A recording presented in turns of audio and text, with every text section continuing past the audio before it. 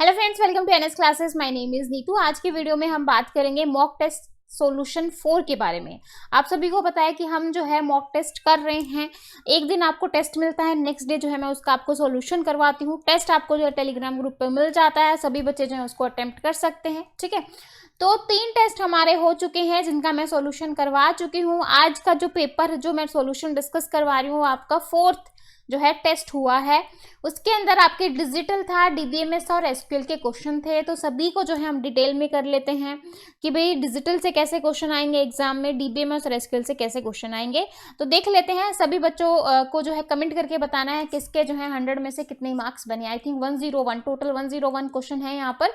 तो जो है इतने में से किसके कितने मार्क्स हैं, सभी बच्चे जो है कमेंट सेक्शन में बताएंगे कि डिजिटल में कितना है, एसक्यूएल में कितना है, डीबीएमएस में किसने कितना स्कोर किया है। ठीक है, तो चलिए अभी क्लास को करते हैं स्टार्ट। सबसे पहला जो है सेक्शन 1 है जो कि आपका डिजिटल का है। तो डिजिटल में भी आपके एग्जाम में से अच्छे खासे क्वेश्चन आते हैं, तो आप इसको मिस नहीं कर सकते हो। ज़्यादातर क्वेश्चन जो है वो आपके कन्वर्जन और नंबर सिस्टम के बेस पे आते हैं, क्योंकि आपका टीजीटी पीजीटी का एग्जाम है, तो यहाँ से जो है डेफिनेटली एग्जाम में क्वेश्चन आता है। तो इसको तो बिल्कुल मिस मत करना।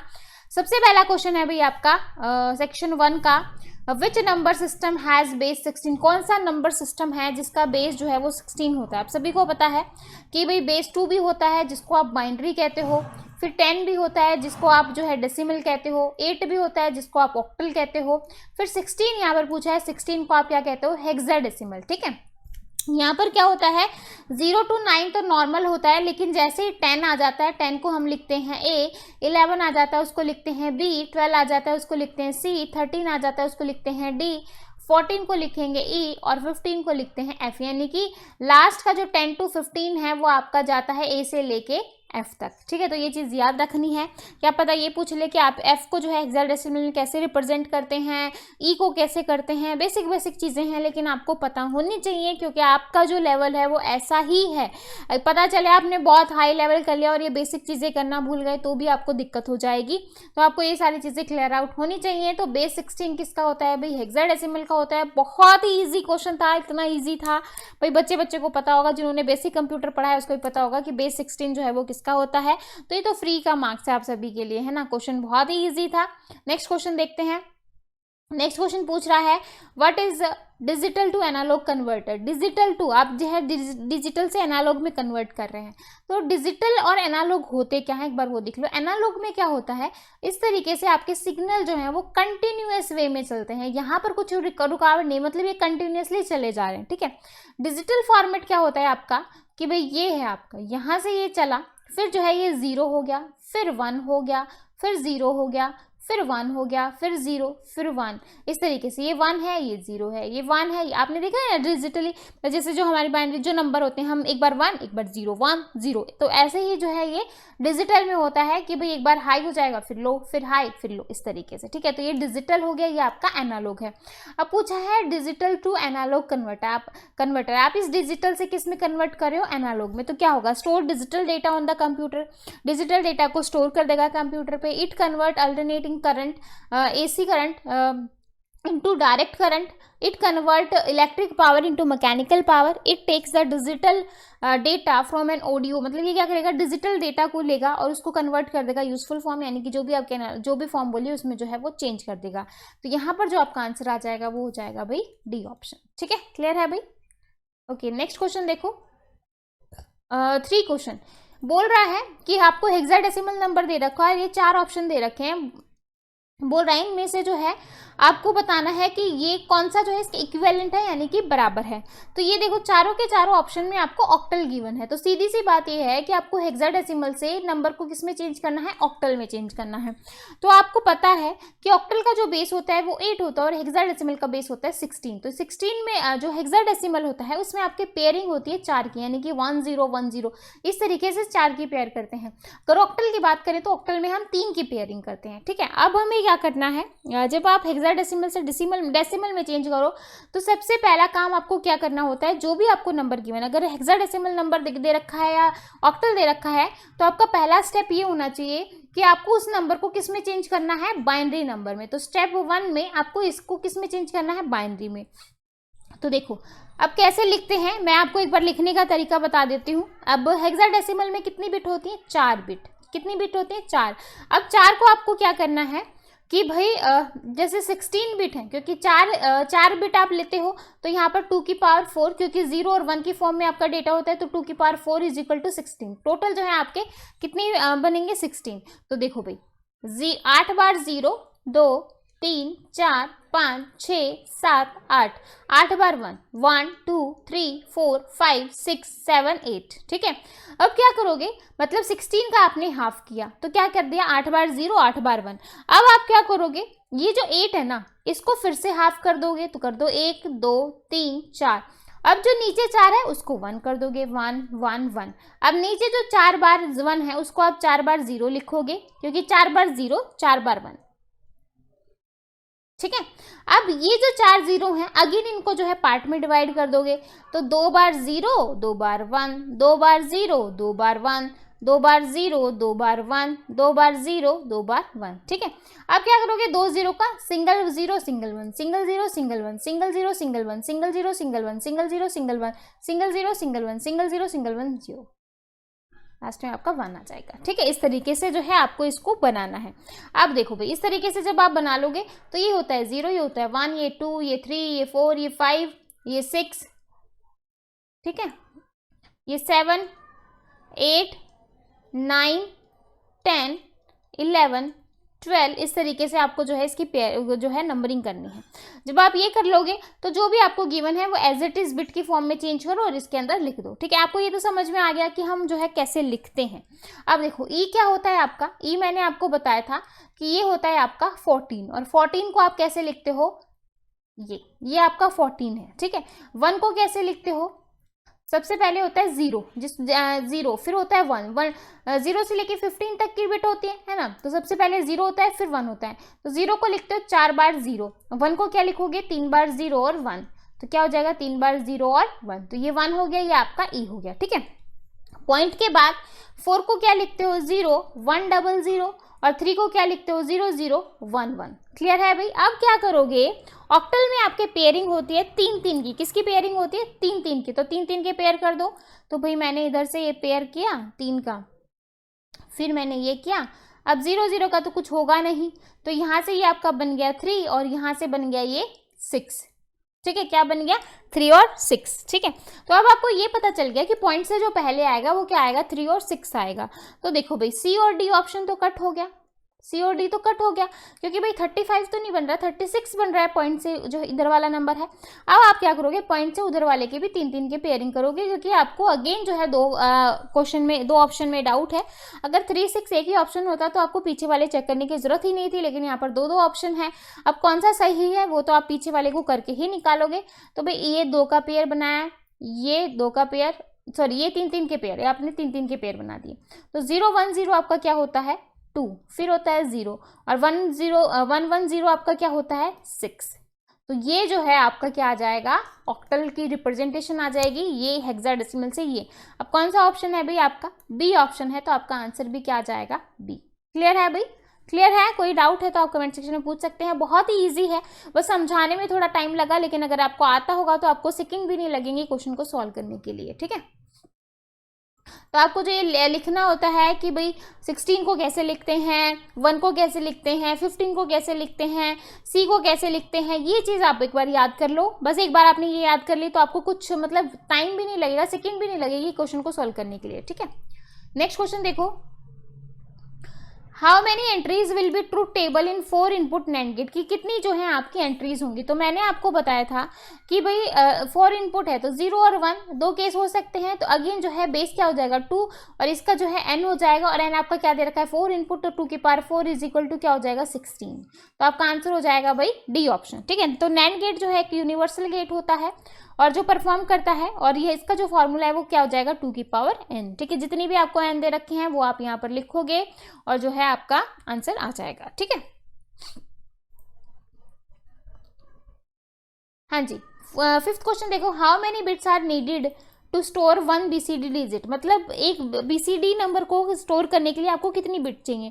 जैसे बाइनरी को स्टोर करने के लिए 2 बिट चाहिए, ऑक्टल को 3 चाहिए, हेक्साडेसिमल को 4 चाहिए। वैसे ही बीसीडी को करने के लिए कितनी बिट चाहिए हुई, तो बीसीडी के लिए भी आपको बिट चाहिए 4। कितनी चाहिए? 4। बीसीडी का जो नंबर होता है वो 0 to 9 होता है। तो 0 to 7 तो हम इसको कर लेते हैं, लेकिन 8 के लिए अगेन जो है आपको 4 बिट की जरूरत पड़ती है। फिर जो है 9 के लिए भी आपको 4 बिट की जरूरत पड़ती है, ठीक है। तो 0 to 9 तो जो है इसमें बीसीडी में आपको कितनी बिट लेते हो? 4। तो आपका आंसर हो जाएगा भाई बी ऑप्शन, ठीक है। 6th क्वेश्चन देखो, कन्वर्ट 312 बेस 8 इंटू डेसिमल, मतलब 312 को आपको डेसिमल में चेंज करना है। कैसे करना है? अभी बेस 8 है तो 8 की मल्टीप्लाई कर दो अंदर, तो क्या हो जाएगा 3 1 2, तो 8 की पावर 0, 8 की पावर 1, 8 की पावर 2, ठीक है। तो अब 8 की पावर 2, 8 8 64, 64 इंटू 3 प्लस 8 की 1 से मल्टीप्लाई करेंगे तो 8 ही आ जाएगा, है ना। और 8 की पावर 1 भी क्या होती है? 8 ही होती है।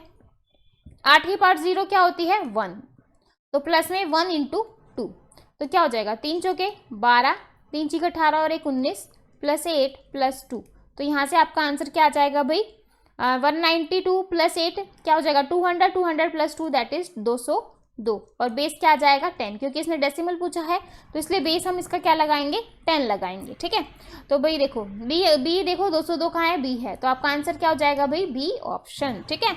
बाकी 201 203 ये तो आ नहीं रहे, 202 आ रहा है, तो आपका आंसर भी क्या हो जाएगा बी, ठीक है। तो इस तरीके से जो है आप सॉल्व करोगे। अगर आपको decimal to octal to decimal दे रखा है, ऑक्टल टू बाइनरी दे रखा है, जो भी दे रखा है आप उसी तरीके से जो है नॉर्मल मेथड से आराम से जो है क्वेश्चन को सॉल्व कर सकते हो। 7th क्वेश्चन देखो, SCR जो है सिलिकॉन कंट्रोल रेक्टिफायर इज कितने जंक्शन होते हैं इसके अंदर? तो इसमें जो है आपके 3 जंक्शन होते हैं, डिवाइस विद 3 जंक्शन, ठीक है। SCR की फुल फॉर्म देखो, सिलिकॉन कंट्रोल रेक्टिफायर होता है, एक family with the same property, it is semiconductor device with 3 junction. इसके अंदर कितने जंक्शन होते हैं भाई? 3। कितने होते हैं? 3, ठीक है। तो डायग्राम से देख लो और अच्छे से क्लियर हो जाएगा। ये आपका जो है ये P है, ये N है, ये P है, ये N है, ठीक है, ये आपका है। और इसमें टोटल जंक्शन कितने हैं? J1 J2 J3, तो टोटल जंक्शन कितने हुए? 3, ठीक है। तो आपका आंसर भी क्या आ जाएगा? ए ऑप्शन, ठीक है। 8th क्वेश्चन देखो, which semiconductor device is not a current triggering device. कौन सा ऐसा जो है सेमीकंडक्टर डिवाइस है जो करंट जो है वो ट्रिगरिंग डिवाइस नहीं कर रहा है? तो हो जाएगा आपका मॉसफेट। क्या हो जाएगा? मॉसफेट, ठीक है। तो मॉसफेट की फुल फॉर्म अगर एग्जाम में आ जाए तो आपको पता होनी चाहिए। ये होता है आपका metal oxide semiconductor field effect. क्या होता है? Metal oxide semiconductor field effect, ठीक है। तो ट्रांजिस्टर एक कॉम्बिनेशनल सेमीकंडक्टर डिवाइस है जो कि externally used for switching and amplifying the signal in digital devices, ठीक है। तो ये जो है आप यूज करते हो।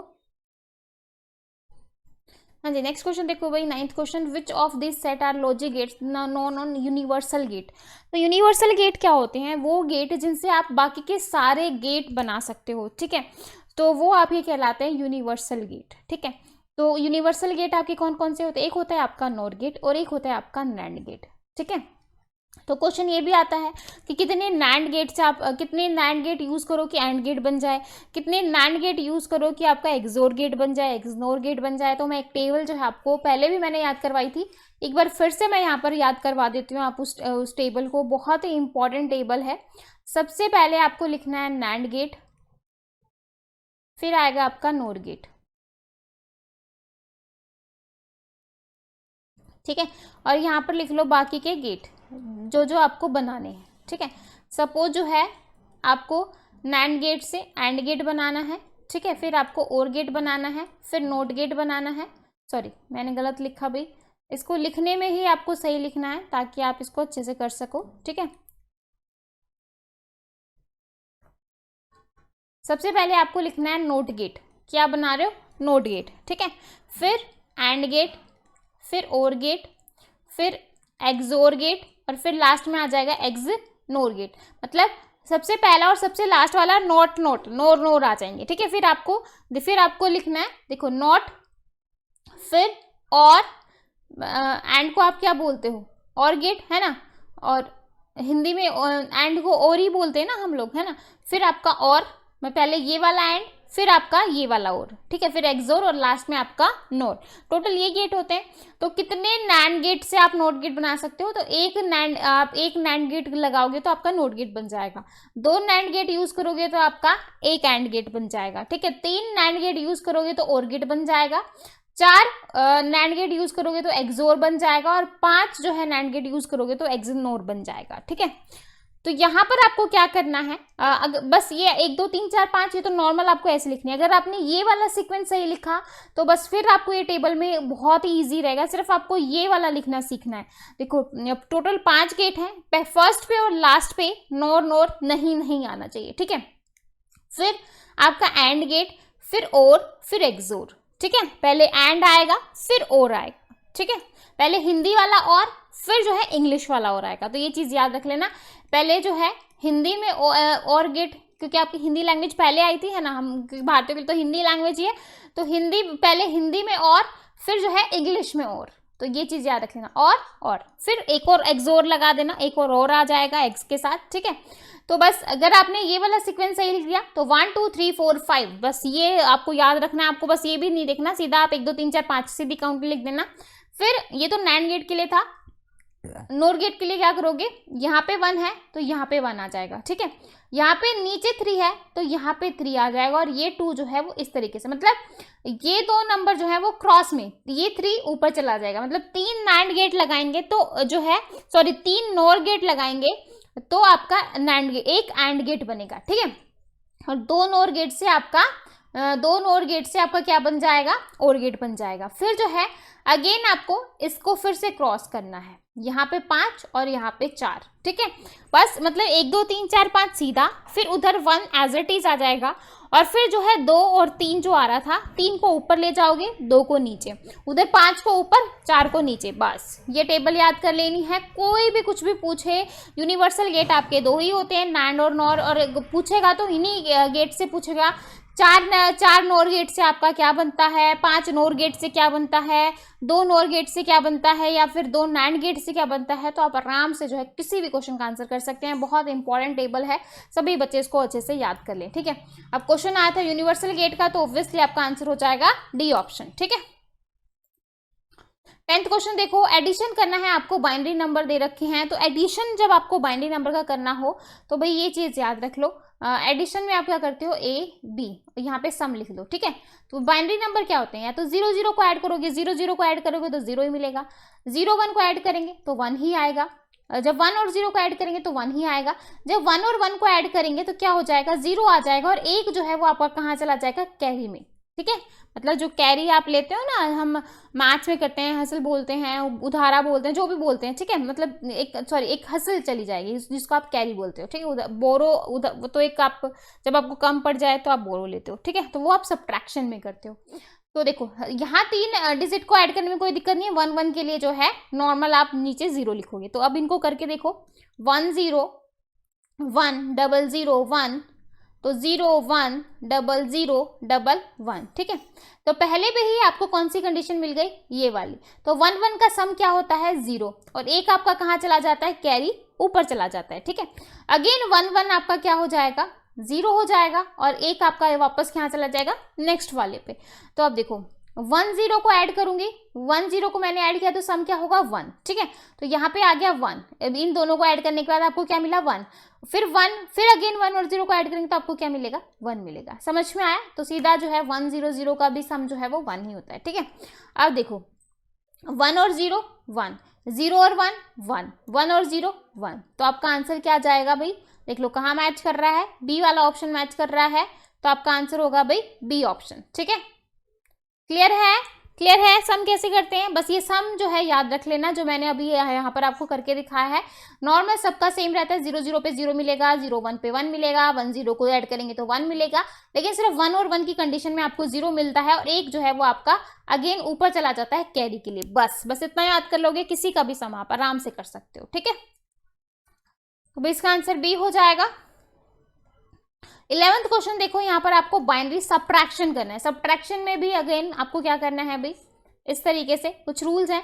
जब आप 0 0 को सब्ट्रैक्ट करोगे तो 0 ही मिलेगा। जब आप जो है 0 और 1 को सब्ट्रैक्ट करेंगे, मैं 0 में से 1 को सब्ट्रैक्ट करूंगी तो क्या मिलेगा आपको, तो आपको मिलेगा 1, और एक जो है वो आपका बोरो हो जाएगा, क्योंकि देखो 0 में से आप 1 को माइनस नहीं कर सकते, तो आप साइड वाले नंबर से क्या लोगे, उधारा लोगे कि भाई अभी मुझे एक उधार में तो कुछ दे दो, बाद में तुम्हें रिटर्न कर, ऐसे करते हैं ना हम लोग, तो वैसे ही आपको यहाँ पे जो है उधारा लेना है, क्योंकि 0 में से आप 1 को माइनस नहीं कर सकते। फिर 1 और 0 में से आप माइनस करोगे तो 1 में से 0 इजीली माइनस हो जाएगा, तो क्या आ जाएगा 1 आ जाएगा, और 1 में से 1 को जब माइनस करोगे 1 में से 1 को तो क्या मिलेगा 0। बस ये वाला केस थोड़ा सा ऐसा है जहां पर उधारे लेने वाली बात आती है, बाकी तीनों केस नॉर्मल है। ठीक है, करके देखो भाई 1 0 1 0 0 1 0 1 0 1 1 0। ठीक है, 1 में से 0 गया तो 1 बचेगा। ठीक है, फिर जो है 0 में से 1 गया, 0 में से 1 गया तो भाई 0 में से 1 को माइनस नहीं कर सकते, तो हम क्या लेंगे, बोरो लेंगे। मैंने जो है इससे बोरो लिया तो यहाँ पर क्या हो जाएगा 1 हो जाएगा, और सॉरी 1 बोरो लेंगे तो यहाँ पर 0 में से 1 क्या हो जाएगा आपका 1 आ जाएगा। ठीक है, अब जो है अब यहाँ पे मेरा क्या बन गया, अब मेरा यहाँ पे 1 बन गया, क्योंकि मैंने यहाँ पे बोरो लिया था। ठीक है, तो मैंने यहाँ पे बोरो लिया था तो यहाँ पे आपका क्या आ जाएगा भाई 1, तो 1 में से 1 0। तो इससे, क्योंकि इसके पास भी बोरो नहीं था तो इसने किससे लिया था, इससे लिया था, अब इसने तो बोरो इनको दे दिया तो इसके पास क्या बचा 0। समझ में आया, तो 0 में से 0 0। अगेन जो है आप क्या करोगे, 0 में से 1 को माइनस करोगे, 0 में से 1 को माइनस करेंगे तो आपका क्या आ जाएगा, अगेन आप बोरो लोगे, तो भाई ये 1 है तो ये आराम से बोरो दे देगा, तो इसने इसको दिया तो भाई इसके पास तो 0 रह गया और यहाँ पे 1 आ गया, तो 0 में से 0 गया 0। तो देखो भाई 0 1 0 0 1 1 कहाँ पे आ रहा है, 0 1 0 0 1 1, तो आपका आंसर हो जाएगा भाई ए ऑप्शन। समझ में आया, समझ में आया भाई। देखो एक बार फिर से मैं बता देती हूँ, एक बार फिर से बता देती हूँ। देखो 1 0 1 0 0 1 0 1 0 1 1 0, यही है, तो ये तो नॉर्मल है 1 आ जाएगा।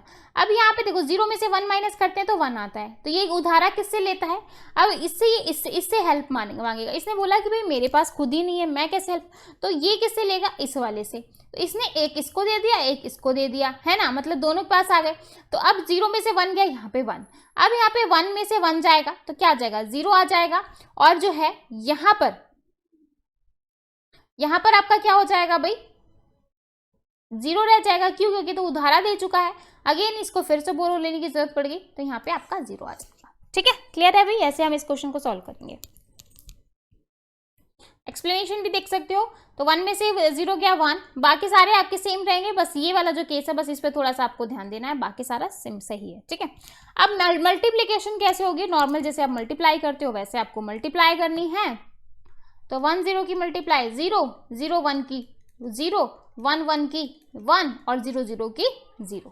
ठीक है, 1 0 0 0 0 1 0 1 1। ठीक है, तो ये हो गया, मल्टीप्लाई करो तो कैसे होगा, 1 की करोगे सबके साथ तो 1 की 0 से करेंगे 0 0, और ये 1 ये एज इट इज आ जाएगा जैसे स्टेटमेंट लिखी हुई है। अगेन जो है एक क्रॉस लगाएंगे, फिर 1 की करेंगे सबके साथ 0 0 1 0 1, फिर एक और क्रॉस लगाएंगे, 0 है तो सबका क्या हो जाएगा 0 हो जाएगा, 0 की किसी के साथ करे क्या हो जाता है 0 हो जाता है। ठीक है, फिर एक और क्रॉस लगाएंगे इस 1 के लिए, तो अगेन क्या आ जाएगा 0 0 1 0 1, फिर इस 0 की करेंगे तो देखो 4 बार क्रॉस यहाँ पर आ गए, फिर जो है 1 2 3 4 5, तो 0 0 को अब ऐड करो, 0 को 0 0 0 क्या होता है 0 होता है, 1 0 0 1 होता है, 0 1 0 0 1 होता है, ये भी 1 होता है, 1 1 आपका क्या होता है 0, बोरो एक कैरी चढ़ गया यहाँ पे 1 आ गया। ठीक है, फिर 1 और फिर ये 0, तो 0 1 1 0 1 1 1 0, देखो 0 1 1 0 1 1 जो है 0 0, तो आपका आंसर हो जाएगा भाई सी ऑप्शन। क्लियर है भाई, इस तरीके से जो आप मल्टीप्लाई करोगे और इन क्वेश्चंस को सॉल्व करोगे। ठीक है, 13 क्वेश्चन देखो, डिवाइड करना है, डिवाइड करना है तो नॉर्मल जो है आप डिवाइड करोगे इसको, जो भी आपका रिमाइंडर बचेगा डिवीजन रूल लगाओगे, जैसे नॉर्मल आप डिवाइड करते हो तो भाई इस तरीके से आप जो है डिवाइड कर लेना इसको। हाँ जी, ये वाला आपको डिवाइड करना है, किससे करना है, 1101 से। आपको ये बताना है, रिमाइंडर बताना है कि भाई जब हम इसको इससे डिवाइड करेंगे तो आपके पास जो रिमाइंडर है वो क्या बचेगा। देखो भाई ये 1101 है, तो भाई मैं इसको किससे कितने पे डिवाइड करूँ, तो 1 पे ही तो डिवाइड करेंगे। तो 1 पे मैंने जब इसको डिवाइड किया तो 1101 आ गया, ठीक है। तो 0 में से 1 को माइनस करेंगे, सब्ट्रैक्ट ही करते हैं, तो क्या आ जाएगा, 1 आ जाएगा। एक बोरो ले लिया था तो इधर 0 आ जाएगी, फिर जो है ये आपका 0 हो जाएगा, ये आपका क्या हो जाएगा, 1 हो जाएगा। ये मैंने 0 निकाली, ये मैंने 1 निकाला। तो क्या आप 0 1 0 को 1 को इसको इससे डिवाइड कर सकते हो, नहीं कर सकते, क्योंकि बड़ा नंबर है, ये आपका छोटा नंबर है। और पूछा ये था कि कितना रिमाइंडर बचेगा, तो क्या रिमाइंडर बचेगा, 0101। कहाँ पर है भाई, कौन सा ऑप्शन है, तो देखो सी ऑप्शन है, तो आपका आंसर भी क्या हो जाएगा, सी। रिमाइंडर पूछा था तो आपका आंसर हो जाएगा ये। क्लियर है भाई, इस तरीके से हम डिवाइड करते हैं। तो आई होप आपको एडिशन, सब्ट्रैक्शन, डिवीजन, मल्टीप्लिकेशन सब करना आ गया होगा। जैसे क्वेश्चन आए वैसे ही जो है अपना सॉल्व करके जो है इन क्वेश्चंस को कर सकते हो। उसके बाद नेक्स्ट क्वेश्चन पूछा है toggle mode of JK flip flop. JK flip flop का जो टॉगल मोड होता है, टॉगल मोड क्या होता है, जहां पर जो है एक बार जो है आपका जो आउटपुट है वो 1 आए, फिर नेक्स्ट टाइम 0, फिर 1, फिर 0, फिर 1, फिर 0। ये क्या होगा, ये कौन सी स्टेट होती है, टॉगल स्टेट होती है कि भाई जो आपकी आउटपुट है वो वेरी करे 1 0 1 0 1 0, ठीक है। तो वो टॉगल स्टेट आती है तब जब आपका JB 1 हो और KB आपका 1 हो, ठीक है। तो आप देखो भाई आपका आंसर हो जाएगा बी ऑप्शन, ठीक है। 15 क्वेश्चन देखो, classification of integrated circuit with complexities of 30 to 300 equivalent gate on a single chip is known as. इसको हम क्या बोलेंगे, ठीक है, 30 to 300 तक। देखो अब आपको पता है कि आपके पास जो टर्मिनोलॉजी होती है, MSI होती है, SSI होती है, LSI होती है, VLSI होती है, तो इन सभी की आपको जो है रेंज जो है वो अच्छे से ध्यान रखनी पड़ेगी, ठीक है। तो came out from the complexity of integrated circuit means total number of transistor fabricated in a single chip. और जो फर्स्ट इंटीग्रेटेड सर्किट था वो किसने डेवलप किया था, ये चीज याद करनी है भाई। FOC में से आपके एग्जाम में क्वेश्चन आते हैं, फंडामेंटल ऑफ कंप्यूटर में से डेफिनेटली क्वेश्चन आता है। तो ट्रांजिस्टर किसने डेवलप किया था, माइक्रो प्रोसेसर, ये तो आपको थोड़ा थोड़ा सा एक बार रिवाइज मतलब आपके माइंड में होना चाहिए, ठीक है। तो इंटीग्रेटेड सर्किट किसने किए थे, जैक किल्बी ने, ठीक है। कब किया था, 1959 में, ठीक है। अब देखो अब आपके जो SSI, LSI, MSI, VLSI कुछ भी लेता है, 4th जनरेशन कंप्यूटर में आप क्या यूज करते हो, LSI और VLSI का यूज करते हैं, ठीक है।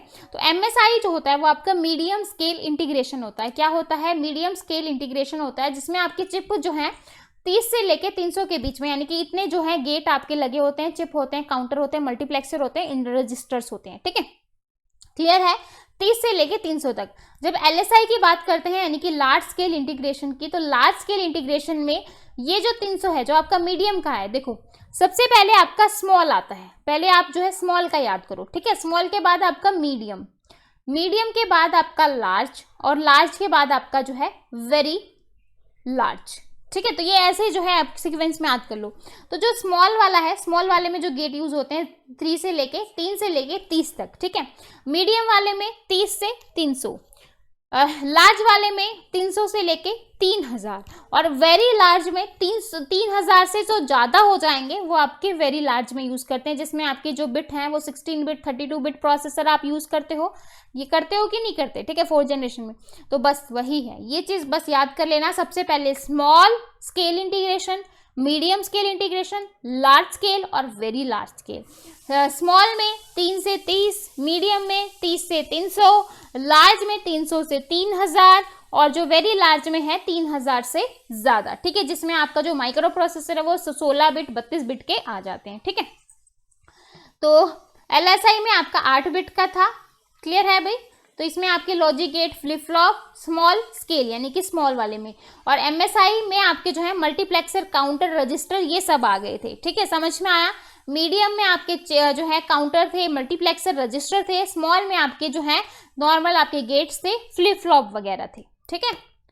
तो आई होप आपको ये चीज़ याद हो गई होगी। अब चाहे किसी का भी पूछ ले, बस आपको रेंज थोड़ी सी माइंड में रखनी है कि किसकी क्या होती है। तो भाई यहाँ पे 30 और 300 के इक्विवेलेंट पूछा है, तो आई होप आपको समझ में आ गया होगा। इसका आंसर क्या होगा भाई, MSI, that is medium scale integration, ठीक है। 16 क्वेश्चन देखो, inverter can be classified as, inverter जो होता है वो आपका voltage source inverter, current source inverter दोनों ही होंगे, ठीक है। जो है जिसको आप DC AC मोटर वो भी बोलते हो, ठीक है। तो आपका DC और AC, तो यहाँ पर आपका आंसर हो जाएगा भाई D ऑप्शन, ठीक है। तो यहाँ पे आप इसको थोड़ा सा देख लो। इन्वर्टर जो होता है वो एक इलेक्ट्रॉनिक डिवाइस है जो कन्वर्ट करता है डायरेक्ट करंट को अल्टरनेटिंग करंट में, ठीक है। डायरेक्ट करंट को किसमें कर रहा है, अल्टरनेटिंग करंट में चेंज कर रहा है। It is a wide range of application of small application like TV, DVD player, computer, power supply, large electric power, ठीक है, ये सब आ जाएगा। तो based on the type of input source inverters are divided in 2 categories, मतलब इस input source के बेस पे हम इसको 2 पार्ट्स में डिवाइड करते हैं। सबसे पहले आपका करंट सोर्स इन्वर्टर, सेकंड है आपका voltage source inverter. Current source inverter जो है input is a current source, यहाँ पे जो इनपुट होगी वो करंट होगी, और वोल्टेज वाले में जो करंट जो इनपुट होगी वो आपकी वोल्टेज होगी, ठीक है। तो भाई यही पूछा था कि इन्वर्टर को किसमें क्लासिफाई करते हैं। इन्वर्टर को 2 पार्ट्स होते हैं, वोल्टेज एंड करंट, ठीक है। तो आपका आंसर हो जाएगा भाई डी ऑप्शन, ठीक है। 17 क्वेश्चन देखो, टेम्परेचर वेरिएशन इज, जो टेम्परेचर का वेरिएशन है वो कैसा होता है, एनालॉग होता है, डिजिटल क्वांटिटी होता है, दोनों ही होते हैं, क्या होता है, ठीक है। तो मैंने आपको बताया था एनालॉग जो होता है वो कंटिन्यूअस वे में चलता ही रहता है, और डिजिटल जो है वो एक टाइम पे बिल्कुल 0 हो जाता है, फिर 1 फिर 0, इस तरीके से।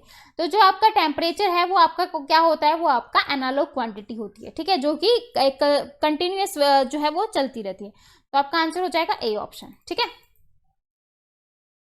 इजी क्वेश्चन थे। One's complement of this, one's complement क्या कहता है, वंस कॉम्प्लीमेंट कहता है कि भाई अगर 1 है तो मैं 0 कर दूं और 0 है तो मैं 1 कर दूं, बस आपको और कुछ नहीं करना, सिर्फ आपको डिजिट को चेंज करना है, ठीक है। तो आपका था 1 0 1 1 0 0 1, तो मैंने बोला 1 है तो 0 कर दो, 0 है तो 1 कर दो, 0 है तो 1, 1 है तो 0, 1 है तो 0, 0 है तो 1 और 1 है तो 0। तो 0 1 0 0 1 1 0, तो आपका आंसर हो जाएगा 0 1 0 0 1 1 0। तो आपका आंसर हो जाएगा भाई सी ऑप्शन, ठीक है।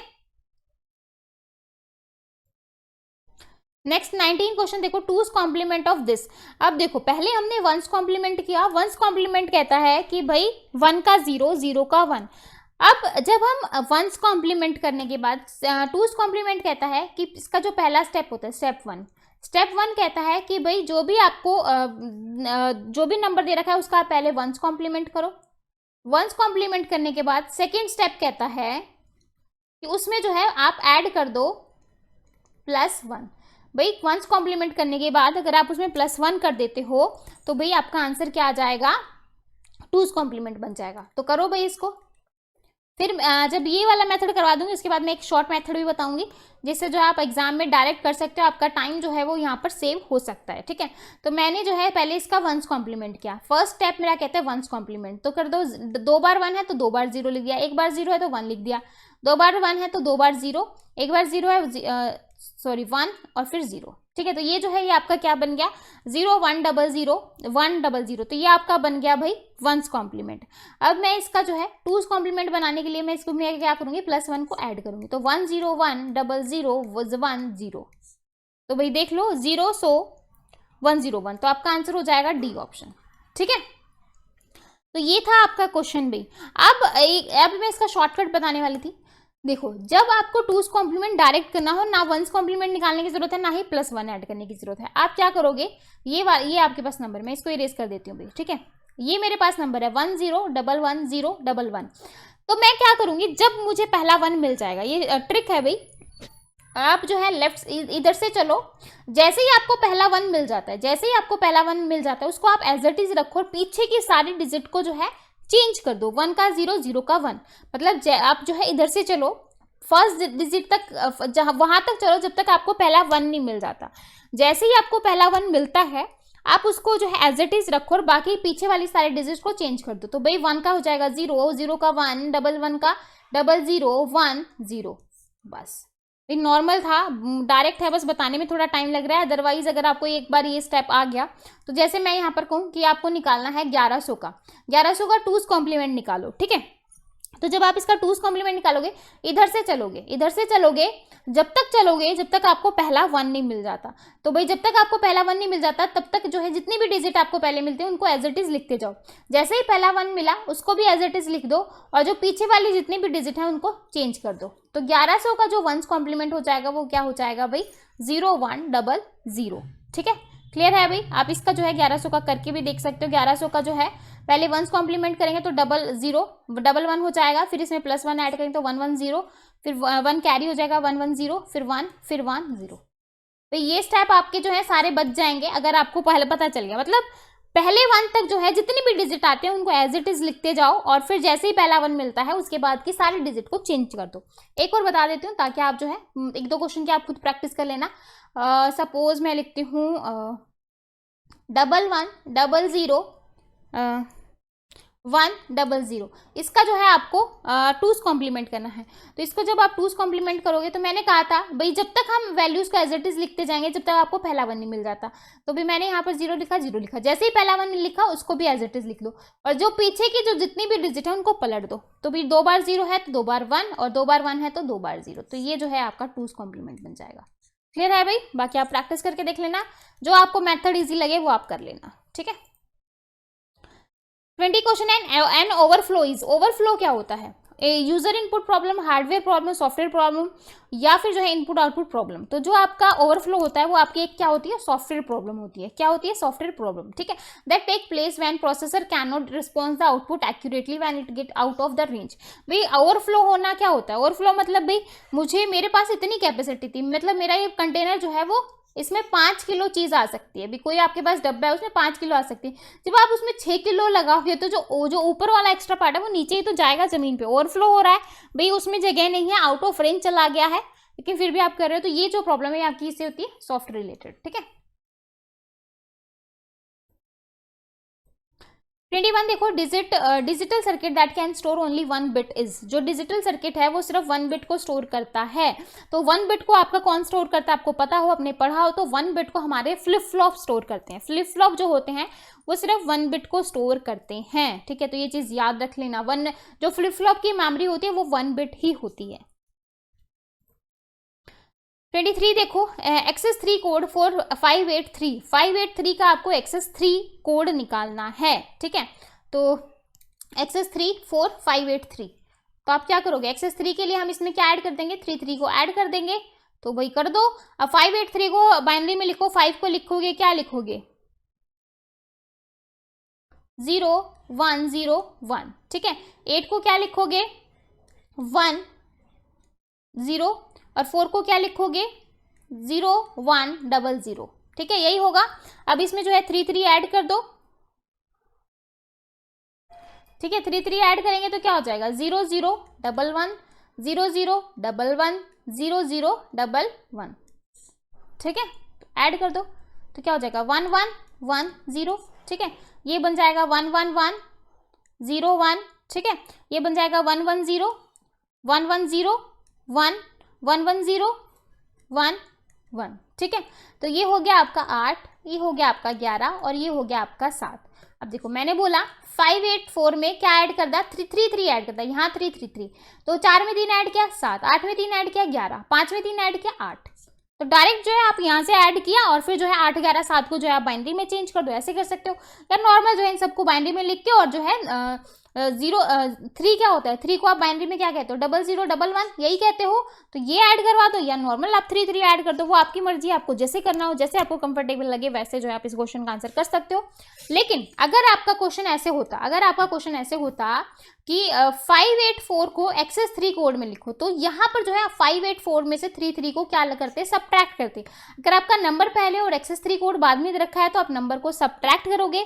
अगर एक्सेस 3 पहले है और बाद में नंबर है तो नंबर को आप ऐड करोगे। बस ये चीज याद रखना है कि कब प्लस होगा कब माइनस होगा, ठीक है। तो यहाँ से आपका आंसर होता है भाई 251। मतलब अगर आपको पहले ये नंबर होता है, एक्सेस 3 बाद में होता, तो आपका आंसर होता है 251। अब एक्सेस 3 पहले है तो आपका आंसर होगा भाई 3 8 11 7, ठीक है। तो इस तरीके से क्वेश्चन आएंगे। क्लियर है भाई। 23 देखो, in digital electronic Boolean algebra or operation is performed by which the given properties. क्या डिस्ट्रीब्यूटेड होती है? बिल्कुल होती है। कम्यूटेटिव होती है, एसोसिएटिव होती है। तो तीनों ही चीजें होती हैं भाई। आप जब बुलियन अलजेब्रा करते हो, सारे के सारे जो हैं आपकी ये सारी प्रॉपर्टीज होती हैं, तो आपका आंसर हो जाएगा डी, ऑल ऑफ दीज, ठीक है। ये यहाँ पर गिवन भी है भाई, एक बार देख लेना। देखो डिस्ट्रीब्यूटिव प्रॉपर्टी आपकी ये होती है डिस्ट्रीब्यूट करना, है ना। कम्यूटेटिव एक बार a प्लस बी होगा तो b प्लस ए हो जाएगा, ऐसे ही जो है आपकी एसोसिएटिव। तो इस तरीके से पूछ लेगा कौन सी एसोसिएटिव है, कौन सी कम्यूटेटिव है, कौन सी डिस्ट्रीब्यूटेड है, इस तरीके से भी जो है आपका क्वेश्चन दे के भी आपसे क्वेश्चन पूछ सकते हैं, ठीक है। Q is also known as, Q को जो है आप क्या कहते हो, क्यू को आप क्या कहते हो भाई, फ्लैश मेमोरी, फिलो या फ्लैश मेमोरी या फीफो, क्या बोलेंगे। क्यू जो होता है अपने डेटा स्ट्रक्चर में भी देखा होगा, क्यू हमारा क्या होता है, फर्स्ट इन फर्स्ट आउट, है ना। यहाँ पर इसका एग्जांपल अगर मैं रियल लाइफ का एग्जांपल लूँ, लाइक रेलवे टिकट अगर आप कटवाते हो, लाइन लगी हुई है, अगर आप पहले लाइन में खड़े हो तो आपको पहले टिकट मिलेगा, जो बाद में आया उसको बाद में टिकट मिलेगा, मतलब फर्स्ट इन फर्स्ट आउट, जो पहले आया उसको पहले ही चीज मिलेगी, ठीक है। और स्टैक होता है आपका लास्ट इन फर्स्ट आउट, तो बस ये चीज याद रख लेना। 25 क्वेश्चन देखो, इन 3 phase half wave rectifier each diode connect for a duration of, तो ये जो आपका 3 फेज रेक्टिफायर होता है ये होता है आपका 120 डिग्री पे, किस पे होता है, 120 डिग्री पे, ठीक है। 26 देखो, D Morgan's law, D Morgan's law के हमारे दो तरीकों से होता है। एक होता है आपका या तो a प्लस बी के ऊपर होल बार हो, ठीक है, जिसको आप लिखते हो a बार, प्लस है तो मतलब जब आप बार को ब्रेक करते हो तो बीच में जो भी साइन है वो आपका अपोजिट हो जाएगा, प्लस है तो डॉट में चेंज हो जाएगा, अगर डॉट है तो वो किस में चेंज हो जाएगा, प्लस में, ठीक है। अगर जब आप बार को, जैसे ये होल बार था, आपने इस बार को ब्रेक किया तो ए के ऊपर बार, बीच में प्लस का साइन है तो डॉट में आ जाएगा, और बी के ऊपर बार, ठीक है। तो पहली आपकी ये है। सेकेंड आपकी ये है कि ए बी का बार, ठीक है, तो जब आप इसको ब्रेक करोगे तो ए बार प्लस बी बार, ठीक है। तो ये दोनों ही जो है आपकी डी मॉर्गन्स थ्योरम है। अब जो भी आंसर मैच करता हो वो आप देख लो। पहला है आपका a प्लस बी का whole bar, a plus B का होल बार है, लेकिन यहाँ पे मल्टीप्लाई आ गई, मल्टीप्लाई नहीं आएगा भी आपका जो है डॉट, मतलब डॉट भी, हाँ सॉरी मल्टीप्लाई ठीक है, लेकिन यहाँ पर जो है a के ऊपर बार है लेकिन b के ऊपर बार नहीं है, ठीक है। मतलब जब हम ब्रेक करेंगे तो दोनों के ऊपर बार आएगा, क्योंकि होल बार था तो a के ऊपर भी आएगा b के ऊपर भी आएगा, ठीक है। तो ये इसलिए गलत हो गया, ये मल्टीप्लाई ठीक है, ठीक है। अब ए बी का होल बार है, ए बी का होल बार है, तो जब मैं इसको ब्रेक करूंगी तो ए का बार प्लस बी का बार, तो ये वाली आपकी बिल्कुल ट्रू हो जाएगी। सी ऑप्शन देखो, ए बी का होल बार, ए बी का होल बार है तो ए बार ठीक है, लेकिन बी के ऊपर इसने बार नहीं लगाया तो इसलिए गलत हो गया, ठीक है। ए बी का होल बार, तो यहाँ पे किसी के ऊपर भी बार नहीं लगाया, लेकिन दोनों के ऊपर बार आएगा जब हम इस चीज को ब्रेक करेंगे तो, ठीक है। तो आपका आंसर हो जाएगा भाई बी ऑप्शन, ठीक है।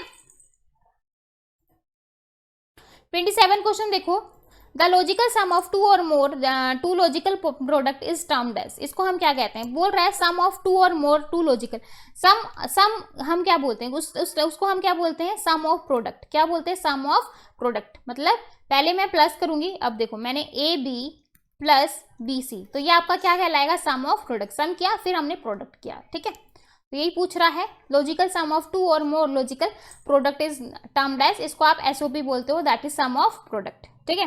28 देखो, मीन टर्म आपकी क्या होती है, मीन टर्म ऑफ 4 वेरिएबल, अगर आपके पास 4 वेरिएबल हैं तो आपकी मीन टर्म क्या बनेगी, तो फॉर्मूला है आपका 2 की पावर n, जितने भी आपके पास वेरिएबल हैं उसकी पावर लगा दो 2 की पावर 4, दैट इज कितने वेरिएबल बन जाएंगे, 16 वेरिएबल बन जाएंगे, तो आपका आंसर हो जाएगा भाई बी ऑप्शन, ठीक है। नेक्स्ट देखो 29 क्वेश्चन क्या बोल रहा है, के map is abstract form of which diagram organized by a square matrix, ठीक है। तो उसको आप क्या बोलते हो, के मैप को आप block diagram, cycle diagram, square diagram, हम इसको क्या कहेंगे, वेन डायग्राम, ठीक है। पिक्टोरियल रिप्रेजेंटेशन होता है, के मैप क्या होता है, पिक्टोरियल रिप्रेजेंटेशन होता है, क्यों, क्योंकि आप सिंप्लीफाई करवाते हो, आपके पास बहुत सारी चीजें, आप उसको सिंप्लीफाई करके जो है जो भी टर्म्स आपके पास आती हैं वो आप लिखते हो, तो इसको आप क्या बोलोगे, वेन डायग्राम, तो आपका आंसर हो जाएगा भाई डी ऑप्शन, ठीक है। 30 क्वेश्चन देखो, which of the given device is speed controller DC motor, DC motor की स्पीड क्या होती है, डीसी मोटर को हम कैसे करते हैं, जैसे अभी हमने पहले देखा था, किससे करते हैं, एससीआर से। तो एससीआर होता है सिलिकॉन कंट्रोल रेक्टिफायर, जिसमें आपके कितने वो होते हैं भाई, मैंने अभी जस्ट बताया था, वो आप मुझे कमेंट सेक्शन में बता देना, ओके। 31 क्वेश्चन देखो, 1 nibble is equal to how many bits, भाई पौना घंटा होने वाला है हमारा, एक पेपर भी नहीं हुआ है, 1 निबल सॉरी एक सेक्शन भी नहीं हुआ है, 1 निबल जो होती है वो आपकी किसके बराबर होती है, 4 बिट के बराबर, सबसे छोटी होती है वो आपकी 1 बिट होती है, फिर आपका निबल आता है, निबल के बाद आपका बाइट आता है, बाइट के बाद आपका किलोबाइट, फिर मेगाबाइट, इस तरीके से, ठीक है, फिर गीगा।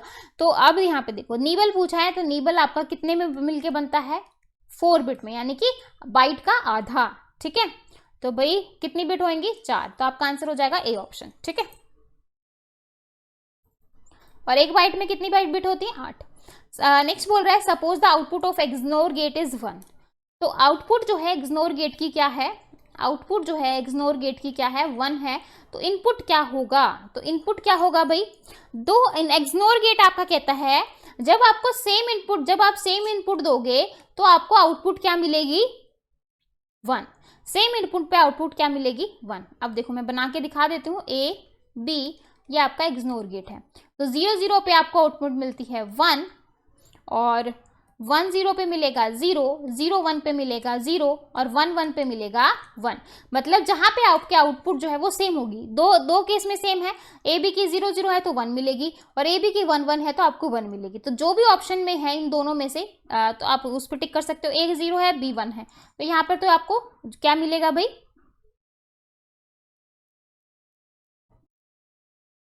तो यहाँ पे देखो a इक्वल टू 0 और b इक्वल टू 1। ठीक है, तो b का बार लगा रखा है भाई यहाँ पर।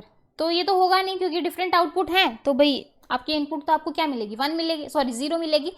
जब सेम आउटपुट होंगे उसी केस में आपको जो है सेम इनपुट पे ही आपको आउटपुट क्या मिलेगी? जो है 1 मिलेगी।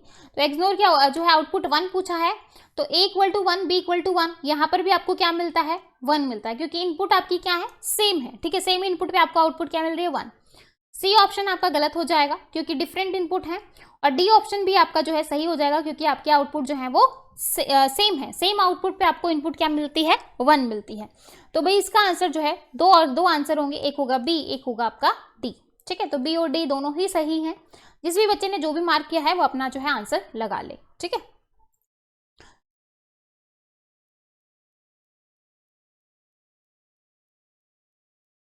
हाँ जी। नेक्स्ट क्वेश्चन देखो, in detail the logic getting function is performed by, किसके थ्रू होते हैं? डायोड। तो आपका आंसर हो जाएगा भाई डायोड। डीडीएल जो होता है वो स्टैंड करता है diode transistor logic where the diode serve as a input network. ठीक है, क्लियर है भाई।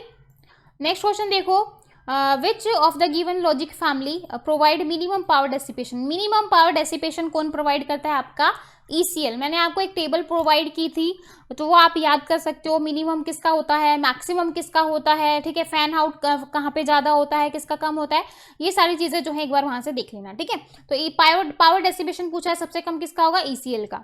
35 क्वेश्चन देखो, AND operation is equivalent to. जो एंड ऑपरेशन होता है वो किसके इक्विवेलेंट होता है? इंटरसेक्शन के। एंड आप क्या करवाते हो? एंड में क्या होता है? जब कॉमन होते हैं एलिमेंट तभी हम लेते हैं, मतलब इंटरसेक्शन, यानी कि ये वाला साइन ए इंटरसेक्शन बी, मतलब ए और बी के जो कॉमन एलिमेंट होंगे बस उसी को उठाएगा। तो एंड जो ऑपरेशनल इक्विवेलेंट होता है इंटरसेक्शन के। ठीक है, यूनियन के इक्विवेलेंट कौन होता है? और। नेक्स्ट देखो, TTL is a class of digital circuit build from, किससे बिल्ड होता है भाई? ये रजिस्टर ओनली। उसके बाद है आपका BJT, bipolar junction transistor, JFET only. तो इसका आंसर हो जाएगा भी आपका डी ऑप्शन। ठीक है, 37 क्वेश्चन देखो, which logic unit is the fastest of all logic family. सब सारी जितनी भी लॉजिक फैमिली है उसमें सबसे ज्यादा फास्ट आपकी कौन सी होती है? ईसीएल होती है। ईसीएल की फुल फॉर्म क्या होगी? Emitter coupled logic. ठीक है, तो आपका आंसर हो जाएगा भाई सी ऑप्शन। तो एमिटर जो कपल लॉजिक होता है, storage time is removed as transistor are utilized in different amplifier mode and never driven into saturation. ठीक है, और सीएमओ से क्या होता है? सीएमओस में power distribution is basically this and power supply voltage is this. CMOS component are usually expensive but CMOS technology is cost efficient. ये high input impedance में होता है। टीटीएल एक power dissipation is basically 10 NW पर gate. ठीक है, cost efficient component, और इसमें जो है damage to the equivalent less for electrostatic charge as compare to CMOS. ठीक है, लेकिन यहाँ पर जो आपका एमीटर में जस्ट अभी हमने देखा पावर डिसिपेशन क्या होता है? कम होता है। ठीक है, positive integer must be represented by, positive integer को आप क्या बोलते हो? देखो साइन नंबर क्या होते हैं? साइन नंबर तो आपके फिक्स हो जाते हैं जहां पर जो है साइन दिया होता है कि भाई ये नेगेटिव के लिए एक बिट हम रख देते हैं, बाकी पॉजिटिव के लिए। ठीक है, साइन नंबर में। अनसाइन नंबर में ऐसा कुछ नहीं है कि भाई आप जो है नेगेटिव नंबर यहाँ पर नहीं होते हैं। तो negative integer represented as sign number. तो जो नेगेटिव जो नंबर है उसको कौन रिप्रेजेंट करता है? साइन। अनसाइन नंबर आपके जो है वो पॉजिटिव। तो आपका आंसर हो जाएगा यहाँ से बी ऑप्शन। 39 क्वेश्चन देखो, the wired lane system is used for controlling the speed of, तो उसको आप क्या बोलोगे? डीसी मोटर, यानी कि डी ऑप्शन आपका सही होगा। 40 क्वेश्चन देखो, the PIV rating of diode is executed by. ठीक है, तो इस यहाँ पे क्या हो जाएगा? पीआईवी जो आपका स्टैंड करता है पीक इनवर्स वोल्टेज होता है। क्या होता है? Peak inverse voltage. ठीक है, PIV is defined as maximum voltage that can apply a diode. मतलब पीआईवी में क्या होता है, आपकी जो वोल्टेज होती है वो जो मैक्सिमम होती है उसका साइज होता है। ठीक है, और इसमें हम क्या करते हैं, can apply a diode in reverse direction. Applying higher voltage will cause the diode to destroy. जब हम हाई वोल्टेज लगा देंगे, मतलब जब आप पीआईवी मतलब जब हम हाई वोल्टेज लगा देंगे तो जो आपका डायोड है वो क्या चांसेस हो जाएंगे? डिस्ट्रॉय होने के, खत्म होने के। ठीक है, समझ में आया? पीआईवी क्या होता है? पीक इनवर्स वोल्टेज होता है, और PIV define the maximum voltage. और जब हम उसके रिवर्स डायरेक्शन में डायोड को लगाते हैं तो वहां पर डायोड के डिस्ट्रॉय होने के चांसेस हो जाते हैं। Start conducting current in normally off direction will damage the diode, often thing you don't like to use circuit. ठीक है, तो आपका आंसर हो जाएगा सी ऑप्शन। क्लियर है भाई? जब आप पीआईवी रेटिंग को एग्जीक्यूट करते हो तो आपका डायोड जो है वो क्या हो जाता है? डिस्ट्रॉय। नेक्स्ट देखो, which insulating layer is used in the fabrication of MOSFET। ठीक है, क्या बोलोगे, क्या होगा आपका? सिलिकॉन नाइट्रो, एल्यूमिनियम, कॉपर या सिलिकॉन डाइऑक्साइड। तो आपका आंसर हो जाएगा भी सिलिकॉन डाइऑक्साइड, इनकी D option. MOSFET is a field effect transistor. ये डिपेंड करता है presence of electric field to control the characteristics of the conductive channel. MOSFET is the gate to insulated from the subtracted bye a layer of silicon dioxide. ठीक है, तो आपका answer हो जाएगा भाई डी ऑप्शन। तो 42 देखो, CMOS technology used in. CMOS technology को आप कहाँ पर यूज करते हैं? माइक्रो प्रोसेसर में, इन्वर्टर में, डिजिटल लॉजिक में, या फिर बोथ। तो CMOS को हम माइक्रो प्रोसेसर में भी यूज करते हैं और डिजिटल लॉजिक में भी यूज करते हैं। आपके दोनों ही सही है, तो आपका आंसर हो जाएगा भाई D option, both A and C. ठीक है, और CMOS की फुल फॉर्म होती है complementary metal oxide semiconductor. ठीक है, 43 क्वेश्चन देखो, the basic building block of arithmetic logic unit in digital computer are known as. ठीक है, तो बेसिक अर्थमेटिक लॉजिक यूनिट का जो डिजिटल कंप्यूटर है उसको आप क्या कहोगे? एडर। क्या कहते हैं? एडर। तो आपका आंसर हो जाएगा ए ऑप्शन। एडर के दो पार्ट्स होते हैं, दैट इज हाफ एडर और फुल एडर, है ना, ये चीज याद रख लेना। नेक्स्ट देखो, the number of input of a half adder. Half adder में कितनी इनपुट होती है? हाफ एडर में आपकी इनपुट होती है, 2 इनपुट होती हैं और 2 ही आउटपुट होती हैं। ठीक है, और फुल एडर की बात करें तो फुल एडर में 3 इनपुट होती हैं और आउटपुट कितनी होती हैं? 2। ठीक है, तो अब हाफ एडर पूछा है, इनपुट हो जाएंगे 2। ठीक है, 45 देखो, why a decoder used in digital electronic. Decoder को आप डिजिटल इलेक्ट्रॉनिक में यूज करते हैं तो क्या? To convert non coded information binary code. तो इसको हम कन्वर्ट कोडेड इन्फॉर्मेशन को नॉन कोडेड फॉर्म में हम चेंज करवाते हैं। तो आपका आंसर हो जाएगा बी ऑप्शन। ठीक है, 46 देखो, how much input and output needed for demultiplexer. Demultiplexer के लिए कितनी इनपुट चाहिए, कितनी आउटपुट चाहिए? तो डीमल्टीप्लेक्सर के लिए आपके पास एक इनपुट होनी चाहिए और आपका आउटपुट जो है, ये जो है आपका डीमक्स है। तो यहाँ पर जो है आप एक इनपुट देते हो और आपको आउटपुट जो है वो बहुत सारी मिलती हैं। ठीक है, आउटपुट जो है मतलब सिंगल इनपुट मैनी आउटपुट। और ऐसे ही मल्टीप्लेक्सर की बात करें तो मल्टीप्लेक्सर में मैनी इनपुट होती है लेकिन आउटपुट आपकी 1 होती है। तो बस ये अपोजिट होते हैं, मल्टीप्लेक्सर मैनी इनपुट लेता है और डीमल्टीप्लेक्सर सिंगल इनपुट लेके मल्टीपल आउटपुट देता है। ठीक है, तो आपका आंसर हो जाएगा भाई बी ऑप्शन। ठीक है, इसको देखो, डीमल्टीप्लेक्सर को आप डेटा डिस्ट्रीब्यूटेड भी कहते हो। क्वेश्चन आ जाए डेटा डिस्ट्रीब्यूटेड किसको कहते हो, तो डेटा डिस्ट्रीब्यूटर भी जो है आप डीमल्टीप्लेक्सर को कहते हो। क्यों? क्योंकि एक इनपुट लेके ये बहुत सारी आउटपुट में जो है वो डिस्ट्रीब्यूट कर रहा है। ठीक है, 47 क्वेश्चन देखो, register can be defined. Register को आप क्या कहते हो? Group of transistor storing n bit data, group of transistor for storing 2 bit data, n bit data, group of storing binary information. तो आपका आंसर हो जाएगा डी ऑप्शन। क्या हो जाएगा भाई? D option. ठीक है,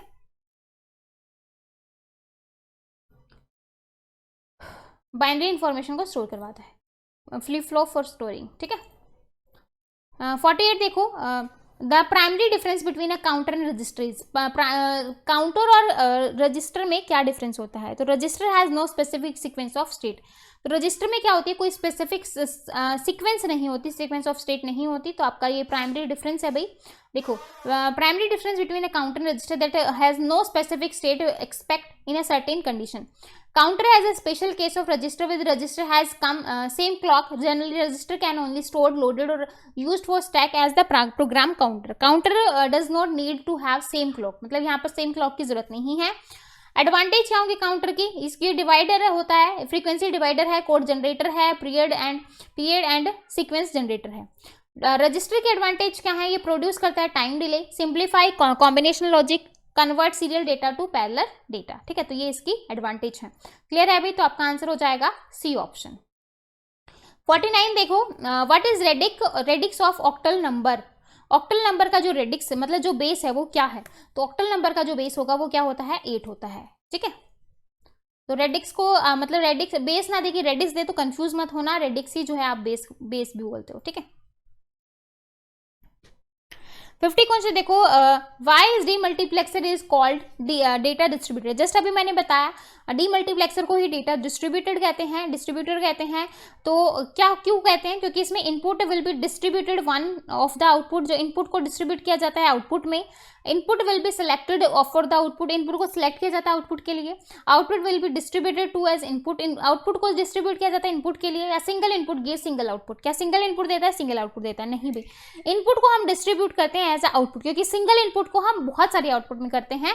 तो आपका आंसर हो जाएगा यहाँ से ए ऑप्शन। क्लियर है भाई? इसी के साथ आपका सेक्शन 1 यानी कि 50 क्वेश्चन आपके कंप्लीट होते हैं। सॉरी 50 क्वेश्चन है ना, 50 क्वेश्चन कंप्लीट होते हैं किसके? डिजिटल के। ओवरऑल सारा जो आपका पार्ट था वो सारा जो है यहाँ पर कवर अप हुआ है। आई होप आपको अच्छे लगे होंगे, क्वेश्चन बहुत ही ईजी थे, आपने अच्छे से किए होंगे, है ना। अब हम चलते हैं हमारे सेक्शन 2 पे, जो कि आपका एसक्यूएल बेस्ड है। पहला क्वेश्चन है एसक्यूएल क्या होती है? मतलब एसक्यूएल जो है वो क्या होती है? एसक्यूएल आपकी एक स्ट्रक्चर क्वेरी लैंग्वेज होती है जो कि आप डेटाबेस मैनेजमेंट सिस्टम में आप यूज करते हो, ठीक है, जिसको आप सीक्वल भी कहते हो, ये वाला जिसकी प्रोनाउंसिएशन क्या है? सीक्वल, ठीक है। इसकी फुल फॉर्म क्या हो जाएगी? फुल फॉर्म पूछिए स्ट्रक्चर्ड क्वेरी लैंग्वेज, तो आपका बी ऑप्शन यहाँ पर सही होगा, ठीक है। नेक्स्ट क्वेश्चन देखो, which of the following is not a valid SQL type. इसमें से कौन सी जो है वो आपकी वैलिड टाइप नहीं है एसक्यूएल की? तो फ्लोट होता है, न्यूमेरिक होता है, कैरेक्टर होता है, लेकिन डेसिमल नहीं होता है। तो आपका आंसर हो जाएगा सी ऑप्शन, नॉट पूछा है, ठीक है। तो decimal is not a valid SQL because nothing but only numeric only in SQL, ठीक है। तो यहाँ पर न्यूमेरिक होती है, डेसिमल वगैरह वैल्यू नहीं लेते हैं। विच of the following is not a DDL command. देखो भाई एसक्यूएल में हम आपकी काफ़ी सारी कमांड होती हैं, मैं यहाँ पर कहूँ सबसे पहले आता है जब आपको किसी टेबल का स्ट्रक्चर क्रिएट करना है तो आप डीडीएल डेटा डेफिनेशन लैंग्वेज से क्रिएट करवाते हो किसी के स्ट्रक्चर को क्रिएट करने के लिए। फिर उसके अंदर आपको कुछ इंसर्ट करना है, डिलीट करना है, तो उसके लिए आती है आपकी डीएमएल कमांड, फिर डेटा कंट्रोल जो है डीसीएल कमांड आती है, फिर डीक्यूएल आती है, ठीक है, ये फिर आपकी टीसीएल ट्रांजेक्शन क्वेरी, ठीक है, ये आती हैं, टोटल 5 होती हैं भाई, ठीक है। तो इसमें आप क्या करवाते हो? इसमें आप क्रिएट करवाते हो, ड्रॉप करवाते हो, ये सब करवाते हो, ठीक है। सेलेक्ट वगैरह आपका डीएमएल या फिर आप डीक्यूएल में बोलते हो, ठीक है। डीएमएल में आपको इंसर्ट करना हो, डिलीट करना हो, ये सब आपका आता है कहाँ पर भाई? डीएमएल के अंदर, ठीक है। डीसीएल जो होता है आपका, ठीक है भाई, तो इसमें हम क्या करवाएंगे? इसमें हम क्रिएट करवाएंगे। मैंने जैसे ये टेबल को मैंने क्रिएट कर दिया, ठीक है। क्रिएट के बाद अगर मुझे उसमें कुछ स्ट्रक्चर को चेंज करना है तो मैं उसके लिए क्या यूज करूंगी? ऑल्टर कमांड का, ठीक है। अगर मुझे इसमें से कुछ डिलीट करना है तो ड्रॉप कमांड का, अगर मुझे पूरी रो डिलीट करनी है, पूरा स्ट्रक्चर ही डिलीट करना है तो ड्रॉप, और एक होती है आपकी टर्नकेट कमांड, ठीक है। तो ये 4 कमांड आती हैं आपकी डेटा डेफिनेशन लैंग्वेज में। अगर आपको टेबल का अगर आपको एसक्यूएल का स्ट्रक्चर क्रिएट करना है, टेबल का स्ट्रक्चर क्रिएट करना है, तो आप यूज करोगे भाई डीडीएल कमांड का। अब उस स्ट्रक्चर में जैसे आपने क्रिएट करवा दिया, ये आपने जो है 4x4 के जो है टेबल को आपने क्रिएट करवा दिया, ठीक है, ये आपने टेबल जो है क्रिएट कर दी। अब मुझे इसमें कुछ इंसर्ट करवाना है तो वो आप यूज करते हो डेटा मैनिपुलेशन लैंग्वेज से, जिसमें अगर आपको कुछ इंसर्ट करना है, अगर आपको कुछ डिलीट करना है, ठीक है, अगर आपको इंसर्ट करना है, डिलीट करना है, या फिर जो है आप कुछ अपडेट करना चाहते हैं सिर्फ जो है वैल्यूज के अंदर, स्ट्रक्चर के अंदर, यहाँ पे स्ट्रक्चर की बात नहीं हो रही, पूरा जो स्ट्रक्चर का जो काम है वो आपका डीडीएल संभालती है, ठीक है। अगर इन वैल्यूज में कुछ चेंज करना है, वैल्यू इंसर्ट करनी है, डिलीट करनी है, अपडेट करनी है, तो वो आपका होता है डीएमएल के अंदर। देखो एक आती है आपकी सेलेक्ट कमांड, देखो कहीं कहीं पर आपको डीएमएल में भी दी हुई मिलती है, या फिर अलग से जो है आपकी डेटा क्वेरी लैंग्वेज में भी सेलेक्ट कमांड होती है। अगर आपसे पूछ ले सेलेक्ट कमांड किसके अंदर आएगी, अगर आपको डीक्यूएल ऑप्शन में दे रखा है तो आप डीक्यूएल के साथ ही जाओगे, अगर आपको डीक्यूएल नहीं दे रखा, डीएमएल है, तो आप डीएमएल पे टिक करोगे, ठीक है। उसके बाद आती है आपकी डीसीएल, जिसको आप कहते हो डेटा कंट्रोल लैंग्वेज। क्या कहते हो? डेटा कंट्रोल लैंग्वेज, जिसमें आप क्या करवाते हो? मतलब आप परमिशन देते हो और क्या करते हो, रिवोक, अगर आपको रिवोक वगैरह करवाना है, ठीक है। तो ग्रांट और रिवोक कहाँ पर होता है आपका, डीसीएमएल में। और डीक्यूएल मैंने आपको बता ही दिया। उसके बाद आपकी बची है ट्रांजेक्शन कंट्रोल लैंग्वेज। और ट्रांजेक्शन कंट्रोल लैंग्वेज में अगर आपको कुछ कमिट करना है, मतलब आपने कमिट कर दिया, ठीक है, अगर रोल बैक करना है, रोल बैक, ठीक है, या फिर जो है आपको सेव पॉइंट, तो ये सारी कमांड याद कर लो। ये इंपॉर्टेंट चार्ट है भाई, ये इस चार्ट में से भी आपको जो है 2-3 क्वेश्चन आराम से मिल जाएंगे। अगर यहाँ से क्वेश्चन आएगा, डेफिनेटली आएगा, ठीक है। तो डीसीएल यानी कि ट्रांजेक्शन कंट्रोल लैंग्वेज में आपका क्या होता है, अगर आपको कुछ रोल बैक करना है, अगर आपको कुछ कमिट करना है, सेव पॉइंट वगैरह करने हैं, तो आप डीसीएल का यूज करोगे।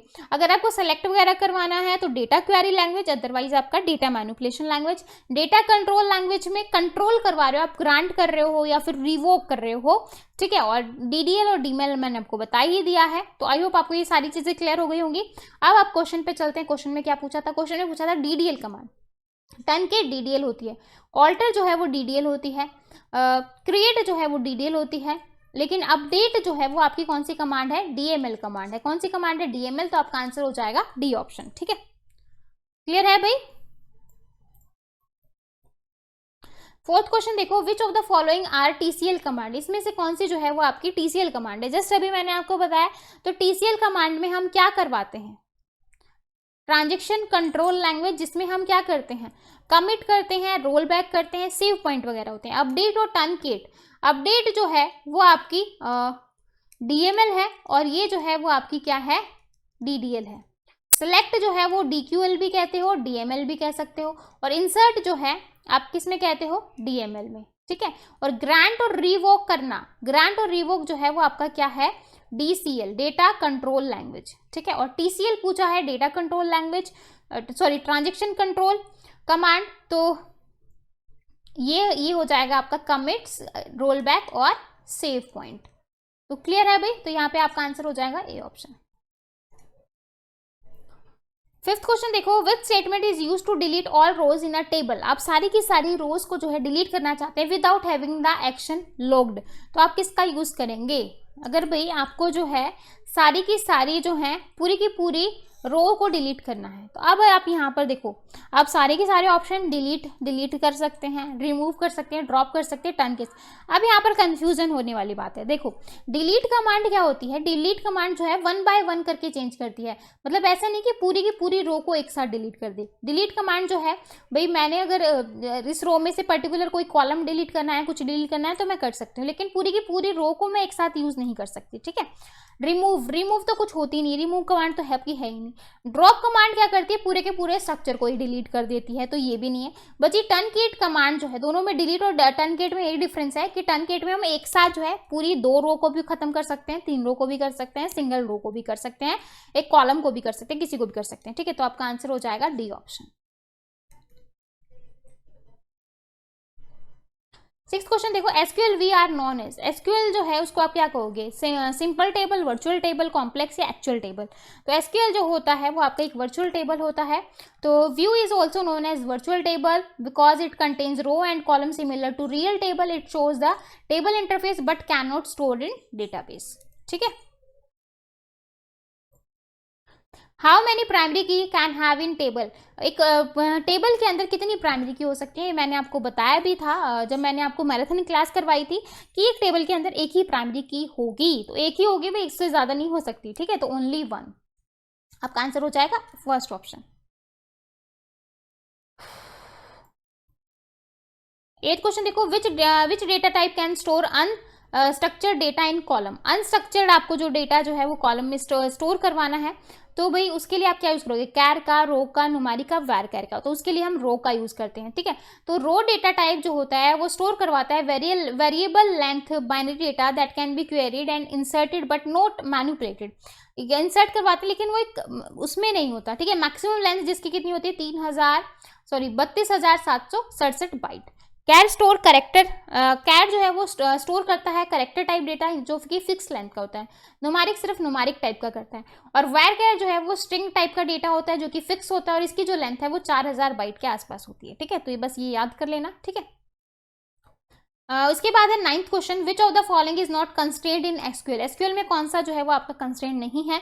प्राइमरी की होती है, नोट नल होता है, चेक होता है, लेकिन यूनियन नहीं होता। ठीक है, तो constraint specify the rule to allow to restrict what data will be stored in table. किस टाइप का डेटा जो आप स्टोर करवाओगे, प्राइमरी की, ये नॉट नल, चेक, ये सब जो है आपके कंस्ट्रेंट होते हैं, रूल्स होते हैं। कंस्ट्रेंट एक तरीके का रूल होता है कि किसी भी चीज के ऊपर रूल और रेगुलेशन लगा देना। ठीक है, जब भी आप खुद जैसे आप खुद के ऊपर कंस्ट्रेंट लगा लो, खुद के ऊपर रूल लगा लो। भाई अभी आपका एग्जाम है, 11 जुलाई को डीएसएसबी का एग्जाम है, तो आपने खुद के ऊपर रूल लगा लिया कि भाई मैं जो है 2 घंटे सीरियसली जो है पढ़ाई करूंगा बिना फोन के, तो आपने फोन को जो है कहीं दूर जाके रख दिया। ठीक है, ये आपने खुद के ऊपर रूल लगाया है कि भाई मैं जो है उस टाइम पे फोन को यूज नहीं करूंगा। तो ये क्या है, ये एक तरीके के रूल है जो हम खुद के ऊपर अप्लाई करते हैं। ठीक है, तो वही है कि टेबल के अंदर जो है कुछ कंस्टेंट है, लाइक प्राइमरी की होनी चाहिए, नोट नल होना चाहिए, चेक होना चाहिए। कि यूनियन जो है वो आपका एक ऑपरेटर है जो कंबाइन करता है आपके ए और बी जो भी रिजल्ट होते हैं उनको। ठीक है, तो ये ऑपरेटर है, ना कि कंस्टेंट है।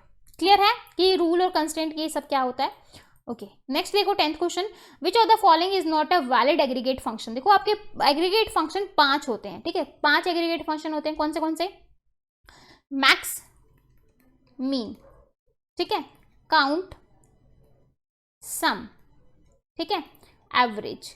तो ये जो है आपके 5 जो हैं वो क्या होते हैं, एग्रीगेट फंक्शन होते हैं। काउंट दे रखा है, सम दे रखा है, मैक्स दे रखा है, कंप्यूट नहीं होता। क्या नहीं होता, कंप्यूट नहीं होता। तो आपका आंसर हो जाएगा बी ऑप्शन। ठीक है,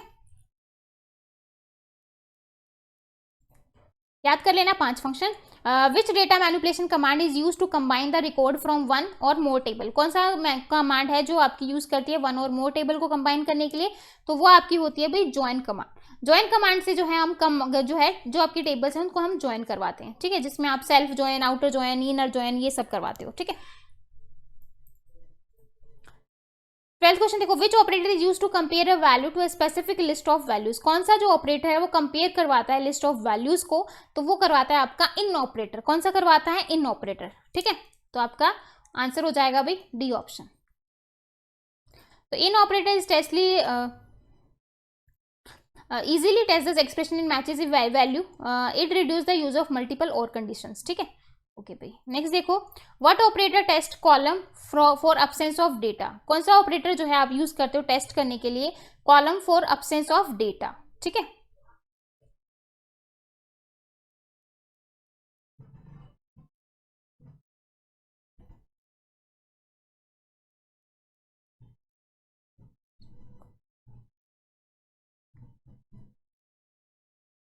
हाँ जी, यहाँ पे देखो जो ये आपका INSTR लगा हुआ है, ये क्या करता है भाई, ये जो ये P पूछा है यहाँ पर, ये यहाँ तक की वैल्यू को, जो फर्स्ट अकरेंस है यहाँ तक की वैल्यूज को काउंट करके आपको दे देगा कि कितने कहाँ कौन से नंबर से वो स्टार्ट हो रहा है। ठीक है, तो देखो 1 2 3 4 5 स्पेस जो होता है उसको भी काउंट करता है, और P जो आएगा आपका 7 नंबर पे, यानी कि 7 नंबर से जो आपका P है वो जो है वो स्टार्ट हो जाएगा। ठीक है, तो आपका आंसर हो जाएगा यहाँ पे 7। ठीक है, तो जो स्पेस है उसको भी आप काउंट करोगे तो उसको मिस मत कर देना। ठीक है, तो INSTR function search the string of sub string and return the numeric value of the specified character first occurrence. ठीक है, 18 क्वेश्चन देखो, command that lets you change 1 और more field in a table is. आप क्या करवा रहे हो, आप जो है कमांड में चेंज करवा रहे हो एक से ज्यादा फील्ड में टेबल में, तो आप उसके लिए क्या यूज करोगे। तो भाई यहाँ पर हम यूज करेंगे मॉडिफाई का। ठीक है, तो अभी आप देख रहे होगे, अभी हमने इतनी सारी कमांड पढ़ी, आप ये सोच रहे हो मॉडिफाई कमांड तो कोई होती नहीं है। ठीक है, तो देखो इंसर्ट तो हो नहीं सकता, लुकअप नहीं हो सकता।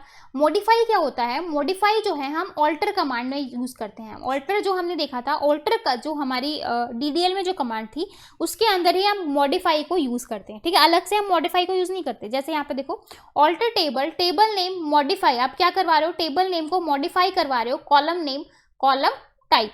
समझ में आया भाई, मॉडिफाई अलग से कोई कमांड नहीं है, लेकिन हम इसको ऑल्टर जो है उसके अंदर हम यूज करते हैं। ठीक है, तो command that you let change 1 और more field in a table, तो उसके लिए हम क्या यूज करेंगे, मॉडिफाई। तो modify command is use to 1 और more column in existing table in generally used in alter table. तो ऑल्टर टेबल में हम मॉडिफाई कमांड को यूज करते हैं, अलग से जो है कोई कमांड नहीं होती है। ठीक है, समझ में आया भाई, तो मॉडिफाई में भी हम वैल्यूज को ही चेंज करवाते हैं। तो आपका आंसर यहाँ पर बी हो जाएगा। ठीक है, नेक्स्ट क्वेश्चन पूछा है, which of the following is also called as inner join को आप क्या कहते हो? तो इनर जॉइन जो है वो आपका इक्वी जॉइन जैसा ही होता है, ठीक है। क्या होता है? इक्वी जॉइन जैसा। तो आपका आंसर हो जाएगा B option. Inner join return the data to और मोर टेबल दैट मैच, मतलब इनर जॉइन जो है जो भी मैच डेटा है उसको रिटर्न कर देता है, ठीक है। और इक्वी जॉइन भी आपका यही करता है। Hide equi join is similar to inner join that return equality और मैचिंग द कॉलम, ठीक है। बस दोनों का सेम काम होता है, तो आप इसको जो है इनर जॉइन इक्वी जॉइन भी कह सकते हो। 20 क्वेश्चन देखो, which of the following is true about the having close. Having close के बारे में कौन सा जो है वो सही है, ठीक है। तो having close is always used by with group by. जो हैविंग क्लोज है वो हमेशा ग्रुप बाय के साथ यूज करते हैं। And return the row where the condition is true. ये रिटर्न जो रो को रिटर्न करेगा जब आपकी कंडीशन जो है वो ट्रू हो जाएगी। Similar to where clause but used for group rather than rows, ठीक है। किस पे यूज होते हैं? रोज के ऊपर। तो आपका आंसर हो जाएगा सी ऑप्शन। 21 देखो, dash clause create temporary relation for query on which it is defined. तो हम इसके लिए यूज करेंगे विद क्लॉज का। किसका यूज करेंगे? विद का। तो आपका आंसर हो जाएगा A option. With clause in SQL allow us to provide a sub query block a name that can be reference in several places, ठीक है। With in the main query it is use for defining a temporary relation, ठीक है। Temporary relation defining के लिए हम क्या use करेंगे भाई? विद का। 22 देखो, the SQL statement select round from dual. तो इसके लिए इसका जो आंसर है वो क्या आ जाएगा भाई? तो इसका जो है आपको राउंड ऑफ बताना है, -1 बोला है।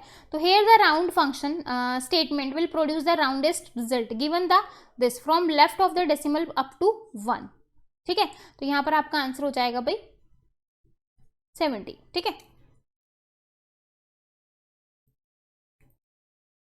नेक्स्ट क्वेश्चन देखो, which of the following is true about the SQL as close. मतलब इसमें से कौन सा जो है वो आपका ट्रू होगा? एसक्यूएल एएस क्लोज जो है, SQL is used to change the column name in the output assign name to derive the column. तो यहाँ पर आपका आंसर हो जाएगा ए ऑप्शन। तो जो एस क्लोज होता है वो डिफाइन करता है column table to define alias name. Basically alias are created to increase और readability of the query and column heading in the output, ठीक है। तो आपका आंसर हो जाएगा भाई ए ऑप्शन। 24 क्वेश्चन देखो, dash command makes the update perform by the transaction permanent. अब जो है ट्रांजेक्शन को परमानेंट चेंज करवा रहे हो डेटाबेस के अंदर, तो ये किसके थ्रू करवाते हैं हम? कमिट कमांड के थ्रू, ठीक है। कमिट कमांड हमारी कौन सी कमांड होती है? ट्रांजेक्शन कंट्रोल कमांड में हम यूज करते हैं। और कमिट, ठीक है। तो आपका आंसर हो जाएगा यहाँ पे परमानेंट चेंज कहाँ पे करवाते हैं? कमिट से। तो commit statement is transaction is and the current transaction make all changes permanently, ठीक है। Perform transaction permanent. Roll back जो होता है transaction command back out the cancel the current transaction. Roll back करते हैं तो जो करंट में जो काम चल रहा है वो कैंसिल हो जाती है और restore change data in previous state. Truncate or delete जो है वो नॉट ट्रांजेक्शन, जो टर्नकेट और डिलीट है वो आपकी ट्रांजेक्शनल कमांड नहीं है, एक आपकी डीडीएल कमांड है, एक आपकी डीएमएल कमांड है, ठीक है। नेक्स्ट देखो, लास्ट क्वेश्चन है भी हमारा सेक्शन 2 का यानी कि एसक्यूएल का। How can you change Thomas into Michael Mikail, ठीक है। आप जो है थॉमस को किस में चेंज कर रहे हो? मिकाइल में। Last name column in the user table.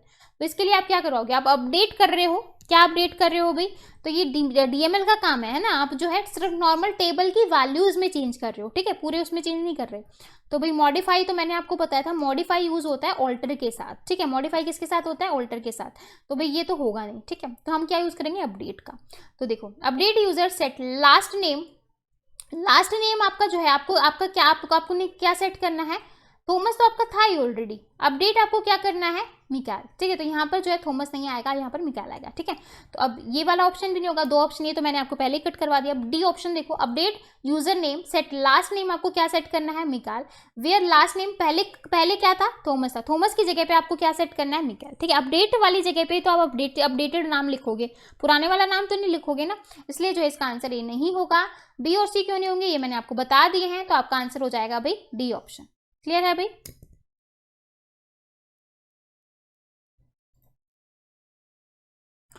तो इसी के साथ जो है हमारा एसक्यूएल वाला पार्ट जो है वो खत्म हो गया है। अब हम डेटाबेस मैनेजमेंट सिस्टम के क्वेश्चन देख लेते हैं बाकी के। पहला क्वेश्चन देखो, which of the following can be used to extract और filter the data and information from the data warehouse, ठीक है। तो यहाँ पर आपका डेटा मतलब आप कहाँ से इन्फॉर्मेशन को ले रहे हो, ठीक है। तो ये वाला काम होता है आपका डेटा माइनिंग का। डेफिनेशन है किसकी है? ये डेटा माइनिंग की। तो आपका आंसर हो जाएगा बी ऑप्शन, ठीक है, सी ऑप्शन सॉरी। नेक्स्ट देखो, which of the following statement following refers two copies of the same data occupy the memory space at multiple spaces. ठीक है, मल्टीपल स्पेसेस पे आप जो है कॉपीज कर रखी हैं, तो आप इसको क्या कहते हो, डेटा रिडंडेंसी, मतलब आपकी डुप्लीकेसी हो रखी है डेटा की, आपने बार बार डेटा, एक ही डेटा जो है बार बार जगह कॉपी हो रखा है। ठीक है, देखो यही बोल रहा है ना, refer the copies of same data, same data है आपका, है ना, तो वो आपका क्या होगा, डेटा रिडंडेंसी। और इसी डेटा रिडंडेंसी को रिमूव करवाने के लिए हम किसका यूज करते हैं भाई, नॉर्मलाइजेशन का यूज करते हैं। डुप्लीकेसी बार बार आपकी टेबल में आ जाती हैं, तो उसके लिए हम नॉर्मलाइजेशन का यूज करते हैं, जहां पर आपकी नॉर्मल फॉर्म्स वगैरह होती हैं। ठीक है, तो आपका आंसर हो जाएगा डी ऑप्शन। ठीक है, 17 क्वेश्चन देखो, which one of the following refer to data about data. Data about data आपका क्या होता है, मेटा डेटा होता है, डायरेक्ट डेफिनेशन है भाई आपकी मेटा डेटा की, डेटा मेटा डेटा आपका होता है डेटा अबाउट डेटा। ठीक है, 18 क्वेश्चन देखो, which of the following refer to level of data abstraction that describe exactly how the data actually stored. Data जो है वो एक्चुअली हाउ जो है वो आपका कहाँ पर होता है, फिजिकल में। ठीक है, देखो आपके 3 लेवल होते हैं, 3 लेवल होते हैं डेटा के। सबसे नीचे वाला जो आपका हार्डवेयर के पास होता है, जिसको आप फिजिकल कहते हो। ठीक है, फिर बीच में आपका लॉजिकल होता है, और यहाँ पर आपका व्यू लेवल आ जाता है, जो कि यूजर के पास होता है, ये आपका हार्डवेयर के पास होता है। बीच वाला जो है यहाँ पर ये व्हाट पे काम करता है, लॉजिकली एक एंटायर जो स्ट्रक्चर हम कहें कि एंटायर जो डेटा है वो आपका एक तरीके का यहाँ पर होता है। ठीक है, और जो फिजिकल होता है वो बताता है हाउ डेटा जो है वो आपका कैसे स्टोर्ड है। तो हाउ आएगा, तो वहां पर आपका आंसर हाउ देखते ही समझ जाना कि आपका जो आंसर है वो क्या होगा, फिजिकल लेवल। ठीक है, data abstraction displaying the sharing the data is needed, तो ये चीज देख लेना। ठीक है, 19 क्वेश्चन देखो, following the term of dBA की फुल फॉर्म बतानी है, तो डीबीए होता है आपका डेटाबेस एडमिनिस्ट्रेटर, है ना, तो आपका आंसर हो जाएगा भाई बी ऑप्शन। सी मत कर देना, सी में जो है बेस नहीं लगा रखा। 20 क्वेश्चन देखो, in general file is basically a collection of all related. जो फाइल है वो कलेक्शन ऑल रिलेटेड क्या हो जाएगी, जो फाइल है वो किसका कलेक्शन होता है, रिकॉर्ड्स का ही तो कलेक्शन होगा भाई। रिकॉर्ड को तो या फाइल में इकट्ठा करके रखोगे, ऐसा तो है नहीं, है ना। रो कॉलम हुई तो अलग बात है, फील्ड वगैरह, फील्ड तो आपके एक तरीके की कॉलम ही होते हैं। डेटाबेस तो फाइल को ही इकट्ठा बना के काफ़ी सारी फाइल रिलेटेड जो डेटाबेस क्या होता है, जो रिलेटेड डेटा होता है, कलेक्शन ऑफ रिलेटेड डेटा, है ना। डेटाबेस क्या होता है, कलेक्शन ऑफ रिलेटेड डेटा, मतलब जो एक दूसरे से रिलेटेड डेटा है उसका आप कलेक्शन करते हो। ठीक है, और file basically collection of record. ठीक है, 21 देखो, डेटा रेफर्स टू, डेटा जो है बेसिकली आपका क्या होता है, रो फैक्ट्स एंड फिगर होता है। Raw facts and figure is called data, direct definition है भाई आपकी डेटा की, है ना। 20 rows of a relation are called, जो रो का रिलेशन होता है वो आपका क्या कहलाता है, रो का रिलेशन आपका क्या कहलाएगा, डिग्री, टप्पल, एंटिटी। हाँ जी, तो जो रो का रिलेशन होता है वो आपका क्या कहलाता है, टप्पल कहलाता है। ठीक है, तो भाई ये आपकी एक टेबल हो गई, जिसमें इस तरीके से आपके कॉलम होते हैं, इस तरीके से रो होती हैं। तो जो रो का कलेक्शन होता है वो आपका क्या होगा भाई, टप्पल होगा। ठीक है, और इन ये जो बहुत सारी टप्पल एक साथ हो जाए, बहुत सारी रो हो जाए, उसको हम क्या कहते हैं, कार्डिनलिटी। ठीक है, तो भाई यहाँ पे आपका आंसर हो जाएगा बी ऑप्शन। क्लियर है। Which of the following refers to number of tuples in a relation, मतलब जो नंबर ऑफ टप्पल्स, एक साथ बहुत सारी टप्पल्स को हम इकट्ठा करते हैं, वो आपकी क्या कहलाते हैं, कार्डिनलिटी कहलाती है। जस्ट अभी मैंने आपको बताया लास्ट क्वेश्चन में, तो वो आपका क्या हो जाएगा, कार्डिनलिटी। ठीक है, नेक्स्ट क्वेश्चन देखो, which one of the following is data manipulation command. कौन सी जो है वो आपकी डेटा कौन सी टाइप है डेटा, क्रिएट क्या होती है, क्रिएट हो गई, डिलीट हो गई, ऑल ऑफ द अबव, है ना। तो ऑल्टर कमांड तो आपकी डीडीएल कमांड हो गई, और क्रिएट जो है, क्रिएट भी आपकी डीडीएल कमांड है ना। डिलीट कमांड आपकी क्या होती है, डीएमएल कमांड होती है। बाकी ये तो डीडीएल है, ऑल ऑफ दीज तो होगा नहीं, क्योंकि ये दोनों डीडीएल हैं, डीएमएल पूछा है, तो आपका आंसर हो जाएगा भी सी ऑप्शन। ठीक है, ये तो मैंने आपको डायग्राम करवाया था, तो डायग्राम आपने कर लिया है, तो आपको सारे क्वेश्चन आराम से हो जाएंगे। विच of the following command is data definition language command, कौन सी इसमें डीडीएल कमांड है, तो क्रिएट, जस्ट अभी मैंने आपको बताया, क्रिएट जो होती है वो डीडीएल कमांड होती है। अपडेट अपडेट कौन सी होती है भाई, डीएमएल होता है। डिलीट भी आपकी डीएमएल होती है। मर्ज आपकी कोई कमांड नहीं होती, तो भाई आपका आंसर हो जाएगा ए ऑप्शन। ठीक है, नेक्स्ट देखो, which of the following is top down approach in which entity higher level can be divide into two lower sub entities. ठीक है, तो बोल रहा है कि भाई आपकी क्या है, टॉप डाउन अप्रोच है आपके पास, एंटिटीज हायर लेवल, ठीक है, can be divide into sub entities. Higher level को आपने सब एंटिटीज में डिवाइड कर दिया, तो वो आपका क्या कहलाता है, तो ये कहलाता है भाई आपका स्पेशलाइजेशन, जनरलाइजेशन में हम क्या करते हैं, बॉटम, मतलब इसमें टॉप डाउन नहीं होता है, इसमें बॉटम होता है, ये अपोजिट होती है किसकी, स्पेशलाइजेशन की। ठीक है, क्लियर है भाई।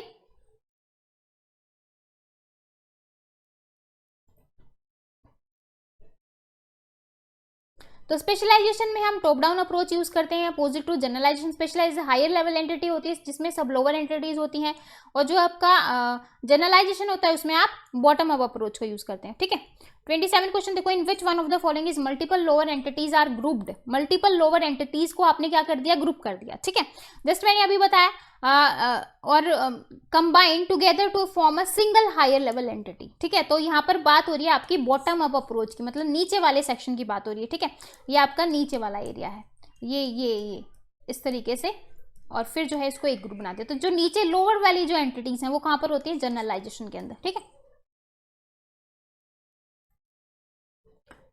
28 क्वेश्चन, एक relational database, every tuple is divided into field. जो हर एक टपल है उसको हमने डिवाइड कर दिया फील्ड में, तो उसको हम क्या कहेंगे, पेयर इज डोमेन। तो हम उसको क्या कहते हैं, डोमेन कहते हैं। ठीक है, क्या कहेंगे, डोमेन कहेंगे, कि हर एक टपल को अपने फील्ड में जो है कर दिया है।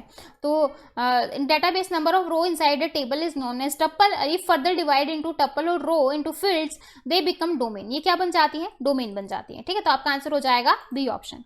टीसीएल की फुल फॉर्म बतानी है, टीसीएल होती है आपकी ट्रांजेक्शन कंट्रोल लैंग्वेज, यानी कि डी ऑप्शन आपका सही होगा। इतनी देर से मैं बार बार बोल रही हूँ, टीसीएल कमांड आपकी कौन कौन सी होती हैं, कमेंट सेक्शन में बताओगे भाई, कई बार बता चुकी हूँ। Roll back, commit, save point, ये सब होता है ना, फिर भी याद कर लो भाई, मतलब एक तरीके से बिल्कुल अच्छे से याद कर लो इन सबको, है ना।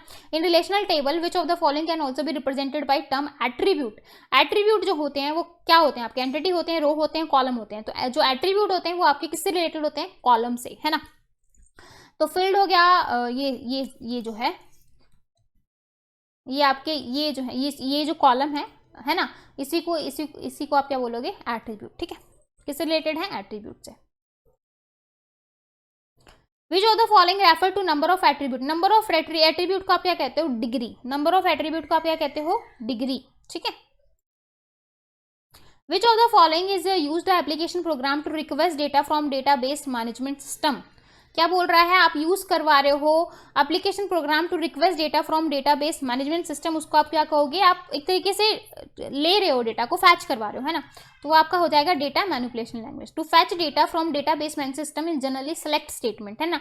और सेलेक्ट स्टेटमेंट आपकी कहाँ पर होती है, मैंने जस्ट आपको बताया, अगर डीक्यूएल मेंशन है, डेटा क्वेरी लैंग्वेज मेंशन है, तो आपका आंसर डीक्यूएल होगा। लेकिन अगर डीक्यूएल नहीं है तो आपका आंसर क्या होगा भाई, डेटा मैनिपुलेशन लैंग्वेज होगा। ठीक है, तो आपका आंसर हो जाएगा ए ऑप्शन। 33 क्वेश्चन देखो, which one of the following is command use to delete the existing row in a table. Existing मतलब रो को ही आप डिलीट करवा रहे हो, डेटा को डिलीट करवा रहे हो, पर्टिकुलर उसको नहीं यूज कर रहे हो, तो उसके लिए आप यूज करोगे डिलीट कमांड का। ठीक है, नेक्स्ट देखो, which of the following command is use to save any transaction permanently into the database. Permanently आप चेंज कर रहे हो, परमानेंटली कुछ भी कर रहे हो, तो आप उसके लिए कमिट कमांड का यूज करोगे। ठीक है, 35 देखो, which one of the following command is use to removing or deleting relation from a SQL database. ठीक है, आप क्या करवा रहे हो, कुछ रिमूव करवा रहे हो, डिलीट करवा रहे हो, तो उसके लिए जो है डेटाबेस में चेंज कर रहे हो। देखो यहाँ पर एसक्यूएल डेटाबेस आ गया है, तो डेटाबेस में अगर आप कुछ भी चेंज कर रहे हो तो उसके लिए आप ड्रॉप कमांड का यूज करोगे, यानी कि डीडीएल कमांड का यूज करोगे। ठीक है, which one of the following is use to restore the database to last committed state. मतलब लास्ट कमिटेड स्टेट को जो है आप रिस्टोर करवा रहे हो, तो उसके लिए हम जस्ट मैंने अभी बताया रोल बैक का यूज करते हैं। किसका यूज करते हैं, रोल बैक का। रोल बैक में जो प्रीवियस कमांड, जो जितना प्रीवियस हो चुके हैं वो जो है सेव हो जाएगा और करंट वाला फेल हो जाएगा। ठीक है, 37 देखो, the database management system can be considered as a collection of dash that enabled us to create और मेंटेन द डेटाबेस। तो उसको हम क्या कहते हैं, प्रोग्राम। ठीक है, 38 क्वेश्चन देखो, डीएफडी स्टैंड फॉर, डीएफडी की फुल फॉर्म बतानी है। डीएफडी होता है आपका डेटा फ्लो डायग्राम, यानी कि सी ऑप्शन आपका सही होगा। 39 क्वेश्चन देखो, which of the following refer collection of the information stored in a database as at a specific time. इसको आप क्या कहते हो, इंस्टेंस ऑफ द डेटाबेस, यानी कि बी ऑप्शन आपका सही होगा। ठीक है, 40 क्वेश्चन देखो, लास्ट क्वेश्चन है हमारा, इसी के साथ हमारा चौथा मॉक टेस्ट जो है वो खत्म हो जाएगा। आई होप आपको इससे रिलेटेड भी काफी सारे क्वेश्चन क्लियर हुए होंगे। बहुत ही इंपॉर्टेंट क्वेश्चन थे, अगर इतना कर लोगे ना एग्जाम में डेफिनेटली अच्छे खासे मार्क्स ले लोगे भाई। 40 क्वेश्चन देखो, data independence is refer to. Data independence क्या रेफर करता है, ठीक है। तो डेटा इंडिपेंडेंस जो होता है आपका, हाँ जी, क्या रेफर करता है data independence? Data is defined separately and not included in the program. Just अभी मैंने बताया कि भाई 3 फेज होते हैं आपके, एक फिजिकल डेटा होता है, एक लॉजिकल होता है, एक आपका व्यू लेवल होता है, ठीक है। तो program are not dependent on logical attribute of data. जो प्रोग्राम है वो डिपेंडेंट नहीं है किस पे? लॉजिकल पे। Program are not dependent on physical. तो भाई जो आपका प्रोग्राम है ना ही वो लॉजिकल पे डिपेंड, लॉजिकल एट्रीब्यूट पे डिपेंड होता है, ना ही वो फिजिकल पे डिपेंड होता है। तो यहाँ पर आपका आंसर हो जाएगा भी बोथ बी एंड सी, यानी कि डी ऑप्शन जो है वो आपका यहाँ पर सही हो जाएगा। तो इसी के साथ जो है आपके सारे क्वेश्चन होते हैं खत्म, यानी कि एसक्यूएल कंप्लीट हो गया, डिजिटल कंप्लीट हो गया और आपका डेटाबेस एनालिसिस कंप्लीट हो गया। ये आपको अच्छे से क्लियर हुआ होगा। फिर भी अगर आपको कोई डाउट है तो आप कमेंट सेक्शन में पूछ सकते हैं। किसके कितने मार्क्स आए हैं प्लीज़ कमेंट कर दो। भाई पहला पेपर जो मैंने आपको लिया था उसमें तो काफ़ी सारे बच्चों ने अच्छे खासे कमेंट किए, कम से कम 25-30 बच्चों ने जो है टेस्ट का रिप्लाई किया है, लेकिन बाद में कोई बच्चा जो है रिप्लाई करने को खुश नहीं होता। मुझे समझ नहीं आ रहा है ऐसा क्यों हो रहा है। भाई इतनी मेहनत हो रही है, एटलीस्ट आप अपने मार्क्स बताने के लिए इतना तो आप कर ही सकते हो, है ना। मुझे भी लगे कि भाई हाँ बच्चे मेहनत कर रहे हैं। और अगर फिर भी कोई डाउट है तो कमेंट सेक्शन में आप पूछ लेना। अपने फ्रेंड्स के साथ आप चैनल को शेयर कर सकते हैं। अगर आपने अभी तक चैनल को सब्सक्राइब नहीं किया है, बहुत सारे मतलब 50% से ज़्यादा बच्चे ऐसे हैं जो चैनल को देखते हैं लेकिन सब्सक्राइब नहीं करते। भाई अगर आपको यूज़फुल लगता है तो एटलीस्ट सब्सक्राइब करने में तो कोई कुछ होता नहीं है, तो कर दिया करो, है ना। तो अपने फ्रेंड्स के साथ भी करवा सकते हो शेयर करके, और वीडियो को शेयर कर सकते हो ताकि ज़्यादा से ज़्यादा बच्चे टेस्ट को अटेम्प्ट कर सकें और अपना जो है स्कोर देख सकें। तो फिर मिलेंगे नेक्स्ट क्लास में, नेक्स्ट पेपर में। कल आपको फिर पेपर मिलेगा मॉक टेस्ट 5, ठीक है। तो फिर मिलेंगे, तब तक के लिए बाय एंड थैंक यू।